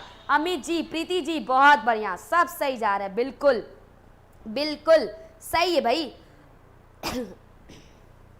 चलिए, ये किसने दिया है, ये जोसेफ डी नोवाक ने दिया है, ठीक है। अगले क्वेश्चन की तरफ बढ़ते हैं। शिक्षण का कौन सा प्रकार शिक्षण के उद्देश्यों पर आधारित नहीं है। ओके ओके ओके, शिक्षण के उद्देश्य पे, यानी which type of teaching is not based upon the objective of teaching, यानी शिक्षण के उद्देश्य पर आधारित नहीं है, ठीक है, शिक्षण के उद्देश्य पर आधारित नहीं है। संज्ञानात्मक शिक्षण, कॉग्निटिव डेवलपमेंट, ओके, एलिमिनेट करिएगा। वर्णनात्मक शिक्षण, डिस्क्रिप्टिव टीचिंग है। भावात्मक शिक्षण, मनोगत्यात्मक। आपको एक बात बताते हैं, मुख्य पक्ष 3 ही होते हैं। मुख्य पक्ष कितने होते हैं, 3 होते हैं। हमने कितनी बार बताया है, क्या होता है, संज्ञानात्मक, भावात्मक और क्रियात्मक, ठीक है। संज्ञानात्मक, भावात्मक और क्रियात्मक, ध्यान रखिएगा, संज्ञानात्मक, भावात्मक और क्रियात्मक, ठीक है। तो अब बता दीजिए, जैसे हमारे वॉटसन ने बताया था, बच्चों में मूल रूप से कितने संवेग पाए जाते हैं, बताइएगा मुझे, आप ही बताइएगा, हम तो बताएंगे बट आप पहले बताइएगा। वॉटसन ने मूल रूप से कितने संवेग बताए थे, और वो संवेग का नाम भी बता दीजिएगा। 51 का बी, बहुत बढ़िया, दैट इज वर्णनात्मक। ये कोई शिक्षण का नहीं है भाई, शिक्षण का, देखिए आप ऐसे समझ सकते हैं, शिक्षण का कौन सा प्रकार शिक्षण के उद्देश्यों पर आधारित नहीं, ये ब्लूम टेक्सोनॉमी से ले भी सकते हैं। संज्ञानात्मक शिक्षण, भावात्मक, मनोगत्यात्मक। मनोगत्यात्मक में ये क्या है, ये आपका क्रियात्मक हो जाएगा, ठीक है, ये आपका क्या हो जाएगा, क्रियात्मक हो जाएगा। भावात्मक को ही क्या बोलते हैं, व्यवहारात्मक हो जाएगा, ठीक है, क्या हो जाता है, व्यवहारात्मक, बट वर्णनात्मक नहीं है, ठीक है। 52 नंबर क्वेश्चन पे आते हैं। बाकी मेरे क्वेश्चन का आंसर भी आप लोग करिएगा, फटाफट स्पीड में बढ़ते हैं हम लोग, भागते हैं जल्दी जल्दी। भय, क्रोध, प्रेम, बहुत बढ़िया, बहुत बढ़िया। भय, क्रोध, प्रेम, जी करेक्ट है, क्रोध, भय और प्रेम। मनुष्य में बालक में जन्मजात कोई संवेग नहीं होता, लेकिन उत्तेजना रूपी संवेग पाया जाता है, किस महोदय ने बोला है। चलिए नेक्स्ट क्वेश्चन की तरफ बढ़ते हैं। नैसर्गिकता के से विचारों की सूची एकत्रण के द्वारा विशिष्ट समस्या के समाधान की समूह रचनात्मक विधि, क्या क्वेश्चन है भाई, बहुत लाजवाब क्वेश्चन है। क्वेश्चन नंबर 52, बहुत बढ़िया क्वेश्चन है ये क्वेश्चन वर्ग 2 में तो बहुत ज्यादा चांस आने का, बहुत ज्यादा। A group creativity method, group creativity method for solving specific problem by gathering a list of ideas spontaneously is known as. Spontaneous मतलब एक तरह से कह सकते हैं अचानक से, ठीक है। तो बेसिकली क्या है, ये मस्तिष्क विप्लव उद्दीलन विधि है, या स्वामित्व अधिगम विधि है, या समस्या समाधान या अन्वेषण विधि। बहुत बढ़िया क्वेश्चन है, समझ का आंसर दीजिएगा, 10 सेकंड ले लीजिए आप। ब्रिजेश जी, बहुत बढ़िया, सही बात है, किसने बोला है, ब्रिजेश जी, बिल्कुल। चलिए, सबको पता है भाई, मैम दिमाग अब कम काम कर रहा है, पानी पी लीजिए भाई। ब्रिजेश महोदय हैं जी, भूपेंद्र जी, सही है। और ब्रिजेश ने बताया था जब बच्चा 2 साल का हो जाता है तो लगभग सभी संवेगों का विकास हो जाता है। ब्रिजेश जी, बहुत बढ़िया। प्रॉब्लम सॉल्विंग, कुछ लोग अलग अलग बता रहे हैं, डी सी अलग। अरे भाई ये देखिए, group of creativity method for solving specific problem by gathering a list of ideas spontaneous. अरे भाई जो आइडियाज आपके अचानक उभर के बाहर आते हैं किसी समस्या समाधान के लिए, तो ये क्या होता है भाई, ये मस्तिष्क विप्लव, ये क्या ब्रेन स्टॉर्म है। देखिए स्वामित्व अधिगम विधि नहीं है। स्वामित्व अधिगम मतलब किसी चीज पर जो चीज आप अधिगम करें उस पर आपको स्वामित्व प्राप्त करना, तो वो जरूरी नहीं नया हो। समस्या समाधान जरूरी ही नहीं कि नया ही हो, समस्या समाधान जरूरी नहीं है कि ये नया ही हो, क्रिएटिविटी हो। अन्वेषण भी क्रिएटिविटी में आ जाएगा, लेकिन इसमें क्या कहा है कि नैसर्गिक से विचारों की सूची। अब देखिए जो अन्वेषण होता है पूर्व ज्ञान के आधार पर भी हम खोज करते हैं, तो नैसर्गिक विचारों की सूची के एकत्रण के द्वारा विशेष समस्या के समाधान की समूह रचनात्मकता विधि, रचनात्मकता उद्देलन। याद रखिएगा ये उद्देलन विधि क्या समझिएगा। पहली बात, मस्तिष्क उद्देलन क्या होता है, ये समस्या समाधान से रिलेटेड होता है। सुनिएगा मेरी बात, मस्तिष्क उद्देलन समस्या समाधान से रिलेटेड होता है, लेकिन इस समस्या समाधान के लिए हम क्या करते हैं, हम सृजनात्मक ढंग से सोचते हैं, यानी ऑप्शन ए हो जाएगा करेक्ट आंसर, मस्तिष्क उद्देलन। ठीक है, चलिए नेक्स्ट क्वेश्चन की तरफ बढ़ते हैं जल्दी। कक्षा अधिगम में अभिप्रेरणा की भूमिका किस प्रक्रिया से प्रत्यक्ष रूप से संबंधित नहीं है। ओके, यानी कक्षा अधिगम में अभिप्रेरणा की भूमिका किस प्रक्रिया से प्रत्यक्ष रूप से संबंधित नहीं है। प्रगति, परिणाम का ज्ञान, अंतःवैयक्तिक समायोजन मतलब इंटरपर्सनल एडजस्टमेंट, प्रशंसा आलोचना और आकांक्षा स्तर लेवल ऑफ एस्पिरेशन। ठीक है,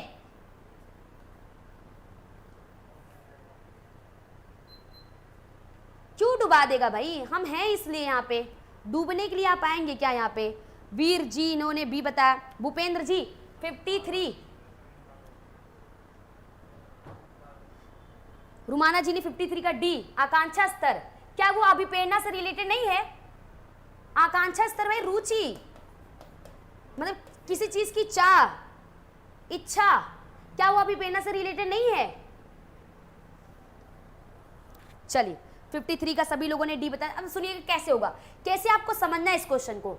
देखिए ये हम मानते हैं जब आपको क्वेश्चन नहीं आता तो आपका इंटरेस्ट कम हो जाएगा, ये लाजमी है, ये ह्यूमन नेचर है। बट आप कुछ नया सीखे भाई, एग्जाम आ गया सामने, नई चीजें जानिए जो आपकी एग्जाम। अब ये अभिप्रेरणा से रिलेटेड टॉपिक आप में अभिप्रेरणा से रिलेटेड है। अभिप्रेरणा भूमिका किस प्रक्रिया से प्रत्यक्ष रूप से समझ नहीं। देखिए जब आप मोटिवेट होते हैं तो क्या आपकी प्रगति और परिणाम का ज्ञान नहीं होता, यानी knowledge of progress and result, ये तो आपकी अभिप्रेरणा से रिलेटेड है। ठीक है, प्रशंसा और आलोचना, जाहिर सी बात है प्रेज और क्रिटिसिज्म जो है ये भी आपकी अभिप्रेरणा को बढ़ाता घटाता है। आकांक्षा स्तर ये भी अभिप्रेरणा से रिलेटेड है। बट अंतर्वैयक्तिक समायोजन, इंटरपर्सनल कह सकते हैं एडजस्टमेंट, इसका अभिप्रेरणा से क्या रिलेशन है भाई। अंतर्वैयक्तिक समायोजन समझ रहे हैं ना, हम एक दूसरे से बातचीत करके आप एक दूसरे को एडजस्ट करते हैं, समायोजित करते हैं। ठीक है, यहाँ पे ये बोला गया, तो ये हमारे अभिप्रेरणा की भूमिका को नहीं दर्शा रहा है। बाकी प्रगति और परिणाम का ज्ञान, प्रशंसा आलोचना, आकांक्षा स्तर ये अभिप्रेरणा से रिलेटेड है। ठीक है, चलिए कोई बात नहीं भाई। नेक्स्ट क्वेश्चन पे चले हम लोग।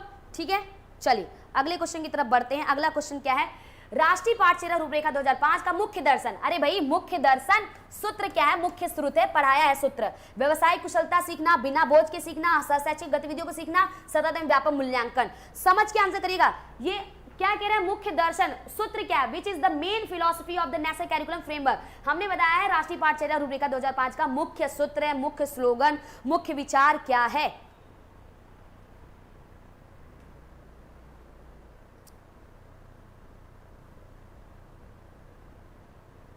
जी बिल्कुल रुमाना जी, बहुत बढ़िया।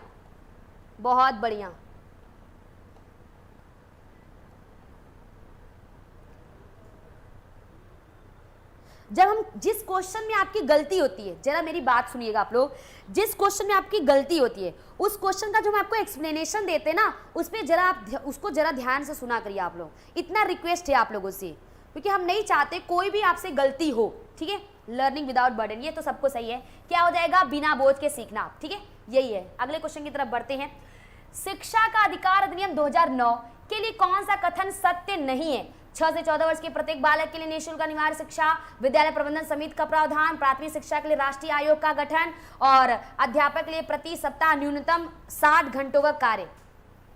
अच्छा क्वेश्चन है भाई, बताएं।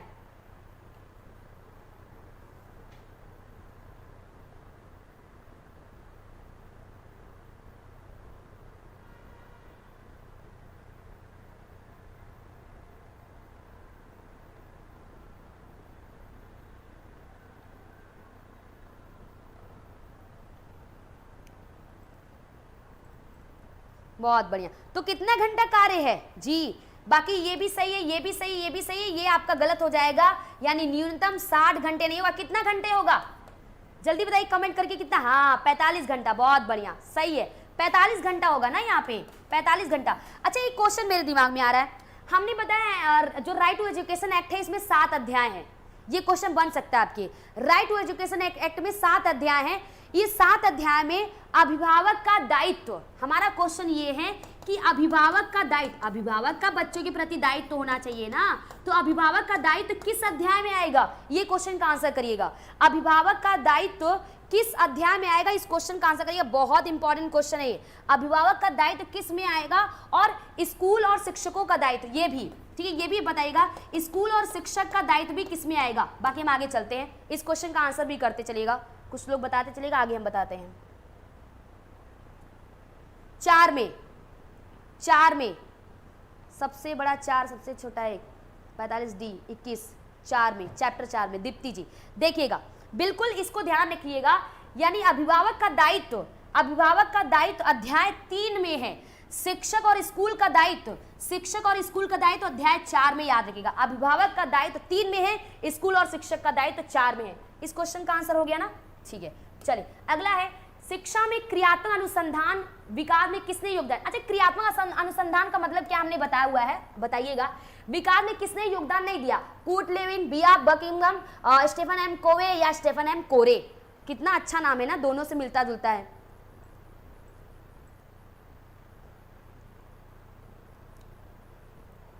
अभिभावक 3 में, शिक्षक स्कूल, जी बिल्कुल रेनू मैम कह रही हैं कि 7 अध्याय है और 38, हाँ 38 अनुच्छेद हैं और एक अनुसूची भी है, 38 अनुच्छेद और एक अनुसूची है, ठीक है। अध्याय 5 में अभिभावक है, ठीक है। नहीं भाई, अध्याय 5 में प्रारंभिक शिक्षा के पाठ्यक्रम को पूरा करना है, अध्याय 5 में प्रारंभिक शिक्षा का पाठ्यक्रम है, ठीक है। चलिए 56 का C, क्या बात है भाई, बहुत बढ़िया, ठीक है। चलिए हाँ, क्रियात्मक अनुसंधान का मतलब होता है समस्या समाधान करना। क्रिया और अनुसंधान, क्रिया के द्वारा मतलब विश्लेषण, अनुसंधान मतलब सोच विचार का विश्लेषण करके आप क्रिया के द्वारा समस्या हल करेंगे। तो ये हो जाएगा क्या, स्टीफन कोरे। क्वेश्चन क्या कहा है यहाँ पे, ध्यान से देखिएगा, क्वेश्चन पूछा है कि किसका योगदान नहीं है, कूट लेविन का योगदान है क्रियात्मक अनुसंधान से, बकिंगम का है और कोरे का है, बट स्टीफन एम कोवे का नहीं है, ध्यान रखिएगा, ठीक है। अगले क्वेश्चन की तरफ बढ़ते हैं। शिक्षा मनोविज्ञान में किस स्तर के मापन का न्यूनतम प्रयोग किया जाता है, क्रम सूचक मापनी, नामित मापनी, अनुमानित, समान अंतराल। क्या क्वेश्चन है भाई, ये है क्या, मापन की बात किया है यहाँ पे, ठीक है। Which level of measurement is list use in education psychology, ये है क्रम सूचक मापनी, नापनी, नामित मापनी, अनुपातिक मापनी, समान अंतराल मापनी। आंसर करिएगा, कौवे, ईशान जी ने बताया कौवे, ठीक है।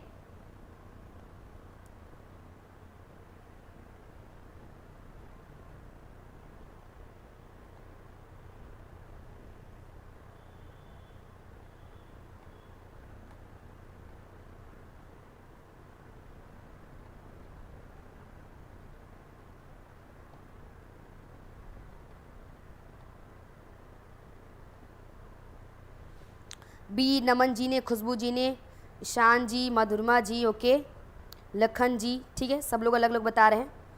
चलिए ओके, ध्यान रखिएगा, सब लोगों ने बता दिया, क्लियर है। चलिए ठीक है, ध्यान रखिएगा, थोड़ा सा इसको बनाते हैं, देखिएगा सभी लोग थोड़ा देखिएगा, देखिएगा मापन के 4 स्तर हैं, इसको समझ लीजिएगा, हम आपको शॉर्ट में बता दे रहे हैं, यहाँ पे आप जान जाएगा, बहुत इजी है। मापन के 4 स्तर है, जो सबसे लो लेवल होता है इसको नामिक मापनी कहते हैं, इसको नामिक मापनी बोलते हैं, ठीक है, सबसे लो लेवल। और जो इसके जस्ट बाद होता है, इसके नामिक मापनी के बाद जस्ट होता है क्या, क्रमिक मापनी होता है, ठीक है। ये क्या होता है आपका, क्रमिक मापनी होता है, ठीक है। क्रमिक मापनी यानी पहला नामित हो जाएगा, दूसरा क्रमिक और तीसरा जो हो जाएगा वो आपका, तीसरा हो जाएगा आपका अनुपातिक, ठीक है। अभी ये क्या हम आपको बता दे रहे हैं, अनुपातिक, अनुपातिक। और जो चौथा हो जाएगा समान अंतराल, समान अंतराल। अगर ये क्वेश्चन पूछा है आपसे पूछा है सबसे न्यूनतम प्रयोग किया जाता है, तो ये हो जाएगा आपका नामित मापनी हो जाएगा, ये हो जाएगा आपका नामी। लेकिन सबसे जो ऑथेंटिक होता है, जो एकदम सटीक मापन करता है, जो सबसे बेस्ट होता है, वो याद रखिएगा, ये हो जाएगा अंतराल मापन। ठीक है, क्या हो जाएगा? अंतराल मापन, नामित, क्रमिक, अंतराल, अनुपात। ठीक है, क्लियर है सबको? नामित, क्रमिक, अंतराल, अनुपात। ठीक है, चलिए। नहीं भाई, ये खतरनाक नहीं है, ये बहुत इजी क्वेश्चन है, ये वर्ग 2 के लिए आपका, ये वर्ग 2 में आ जाएगा आपका। ठीक है, चलिए। तो सबसे अच्छा, इसको आप जानना चाहे तो समझ लेते हैं। जैसे सपोज एग्जांपल देते हैं, आपके पास अलमारी रखी हुई है। ठीक है, अलमारी में बहुत सारी किताबें हैं, सिर्फ आप उसका नाम देते हैं तो वो नामित में आ जाएगा। उन किताबों को नाम के साथ साथ सीक्वेंस में रखते हैं, अल्फाबेटिक सीक्वेंस में, पहले ए वाले आएंगे, फिर बी वाले आएंगे, फिर सी वाले में, वो क्रमिक आ जाएगा। फिर उसके बाद आप उनको भागों में डिवाइड करके बताएंगे, भाग में यानी अंतराल के साथ लेके जाएंगे वहां पे, यानी अंतराल मतलब कितने कितने का गैपिंग करना है, और अनुपातित में क्या हो जाएगा आपका? भाग में हो जाएगा। ठीक है, तो ऑप्शन बी हो जाएगा यहाँ पे करेक्ट आंसर। ठीक है, चलिए।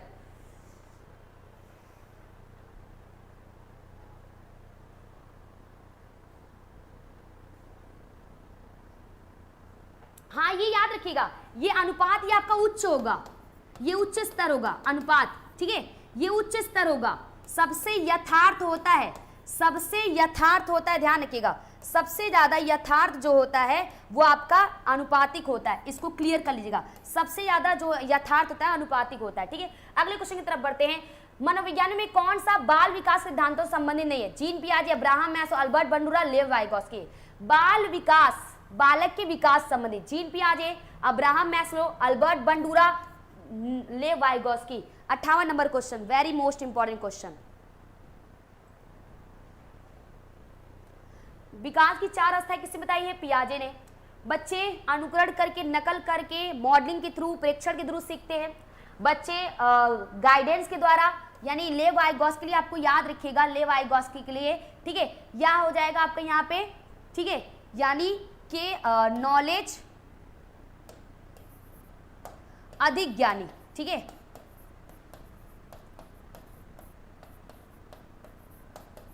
और इसके साथ हम बात करते हैं पार की और अस्थायी सहयोग की। ठीक है,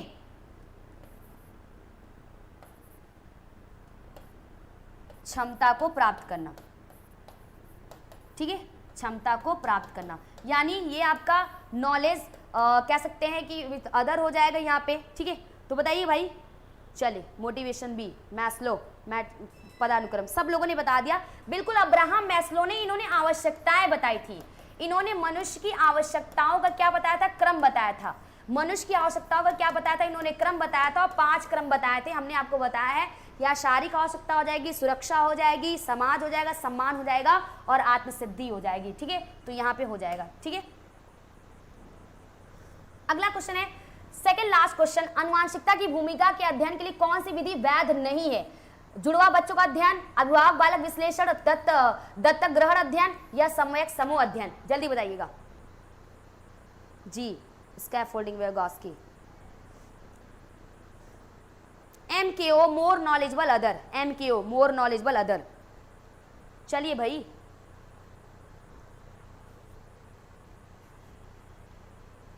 थक गए होंगे आप लोग, आई नो। मैस्लो। ठीक है, इसके बाद आप लोग अच्छे से खा पी लीजिएगा, 10 मिनट आराम करिएगा। ठीक है, आराम मांगता है, बहुत ज़रूरी है। बहुत बढ़िया राजदा जी, बिल्कुल करेक्ट है, बिल्कुल। लखन जी ने सी बता दिया, लेकिन ब्रिजेश जी, बहुत बढ़िया ब्रिजेश जी। जी, चंद्रकांता जी, बहुत बढ़िया, बहुत बढ़िया। देखिए, सीधी सी बात है, आनुवंशिकता की भूमिका के अध्ययन के लिए कौन सी विधि उपयुक्त नहीं है? जुड़वा बच्चों का अध्ययन, या आनुवंशिकता है। अभिभावक बालक संबंध, अरे भाई, हमारे दादा परदादा का गुण आ गया हमारे अंदर। अभी क्या है? दत्तक ग्रहण, ये क्या है? एडॉप्शन स्टडी है। लेकिन समय समूह, देखिए समूह जो मतलब है, समूह का संबंध हमारे समाज से होता है, और जो समाज होता है वो किससे रिलेटेड है? वातावरण से। ऑप्शन डी हो जाएगा यहाँ पे करेक्ट आंसर। अब बढ़ते हैं अंतिम प्रश्न की तरफ।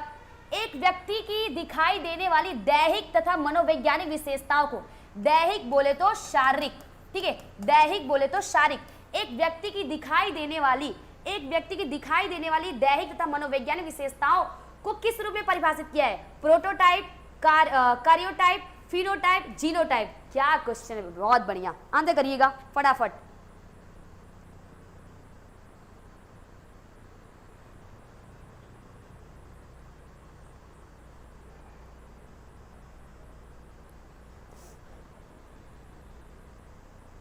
मैम पूरा दिन यूट्यूब पर ही पढ़ाई होती है, ठीक है। चलिए भाई मैनेज करिए आप लोग, ठीक है।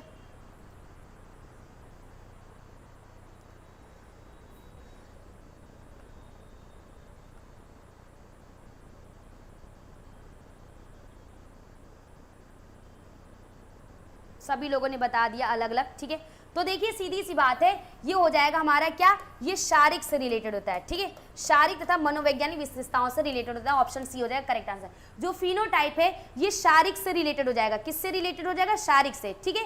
क्लियर है सबको। और देखिए जीनोटाइप ये जीन से है, जीनोटाइप ये जीन से है, यानी ये आनुवांशिकता से रिलेटेड हो जाएगा। जीन मतलब आनुवांशिकता से रिलेटेड हो जाएगा। ये किससे रिलेटेड हो जाएगा, ये आनुवांशिकता से रिलेटेड हो जाएगा। ये भी जानते रहेगा किससे रिलेटेड हो जाएगा, आनुवांशिकता से, ठीक है। चलिए ओके। और अगर आप चाहें तो ये भी जानते रहेगा, ये कह सकते हैं पूर्व विचार या मौजूदा विचार के संगठन से रिलेटेड होता है, ठीक है। चलिए तो ये हो गया हमारा ऑप्शन सी फिनोटाइप, ठीक है। एक अलग से क्वेश्चन दे दिया गया यहाँ पे, किस परिप्रेक्ष्य के अनुसार बाल विकास शरीर के अंदर एक विशिष्ट तथा पूर्व व्यवस्थित प्रणाली को दर्शाता है, वातावरणीय, सामाजिक, जैविक और मनोवैज्ञानिक। अच्छा क्वेश्चन है, इंपॉर्टेंट है। क्वेश्चन नंबर 61 इंपॉर्टेंट है। किस परिप्रेक्ष्य के अनुसार वातावरणीय, सामाजिक, जैविक, मनोवैज्ञानिक, किस परिप्रेक्ष्य के अनुसार बाल विकास शरीर के अंदर एक विशिष्ट तथा पूर्व व्यवस्थित प्रणाली को दर्शाता है। क्या क्वेश्चन है, बहुत बढ़िया, आंसर करिएगा जल्दी से, जल्दी से। फिनोटाइप फिजिकल, बहुत बढ़िया जी, आंसर करिएगा।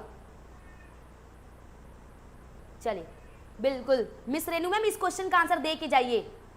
61 का डी, जूही जी ने मनोवैज्ञानिक, क्या बात है।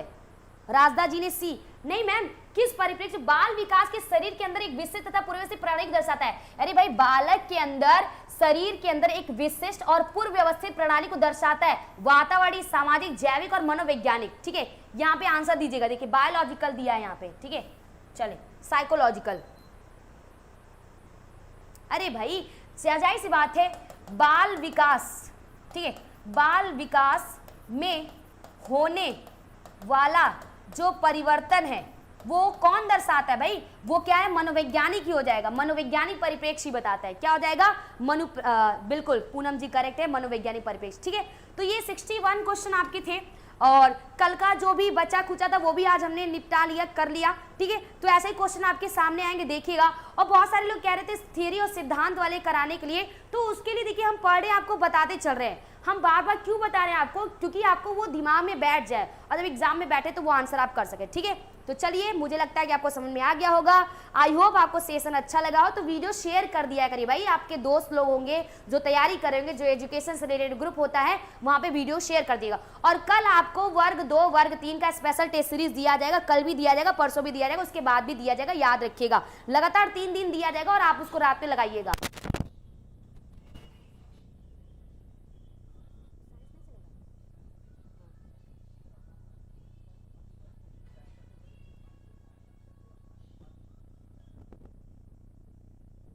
ओके और हम थोड़ा, मेरी तरफ से आपके लिए राय भी है, मेरी तरफ से आपकी राय भी है। अभी इसके बाद आपकी साइंस की क्लास चलेगी, तो जो साइंस वाले वो साइंस अटेंड करेगा, लेकिन जो वर्ग 3 वाले हैं इसको भाई, इसको शांत रखना बहुत जरूरी है। सुबह से लेके आप लोग घिस रहे हैं अपने माइंड को, अपने आप को इतना संघर्ष कर रहे हैं, सीख रहे हैं, तो अपने आप को रिलैक्स देना जरूरी है, ताकि कल से फिर से वही रूटीन बन जाए। तो सुबह से आप लोग लगे हुए भाई, एकदम सुबह से, कितने लोग भोर से ही पढ़ रहे होंगे, तो अभी क्या करना है, आप लोग फोन मोबाइल बंद करके रख दीजिएगा, आराम से थोड़ा 1 घंटा रिलैक्स करिए। उसके बाद जो आपको पीडीएफ दिया गया, जो पिछले क्वेश्चन, उसको रिवाइज करिए। यही तरीका है, यही 6 दिन आपको करना है, और यही आपको जीत दिलाएगा, और ये आपके लिए बेनिफिशियल होगा, इससे आपको लाभ ही मिलेगा। और बहुत सुबह से मोबाइल देखते देखते अरे भाई आप खुद थक गए होंगे, इसको आराम चाहिए, ताकि एग्जाम में बैठने पे आप फ्रेश माइंड से आप एग्जाम को दे सके, ठीक है। तो जी, तो मुझे लगता है मेरी बातें समझे होंगे, और मेरी बातों को आप अपने अंदर उतारेंगे भी, और इससे आपको लाभ ही होगा भाई, एकदम लाभ होगा, मान के चलिए, एक दिन करके देख लीजिए, आपको मिल जाएगा लाभ, ठीक है। तो धन्यवाद अभी के लिए, फिर हम लोग मिलते हैं कल की क्लास में। फिर कल नए क्वेश्चन आएंगे, अलग अलग तरीके के क्वेश्चन आएंगे, आप लोग ब्रेन स्टॉर्म करिएगा, सीखिए, समझिए, और श्योर सक्सेस इंस्टीट्यूट के साथ जुड़कर अपनी सफलता को सुनिश्चित करिए, ठीक है। धन्यवाद सभी को जय श्री श्याम, और सभी को गुड नाइट। वीडियो को लाइक करना मत भूलिएगा आप लोग।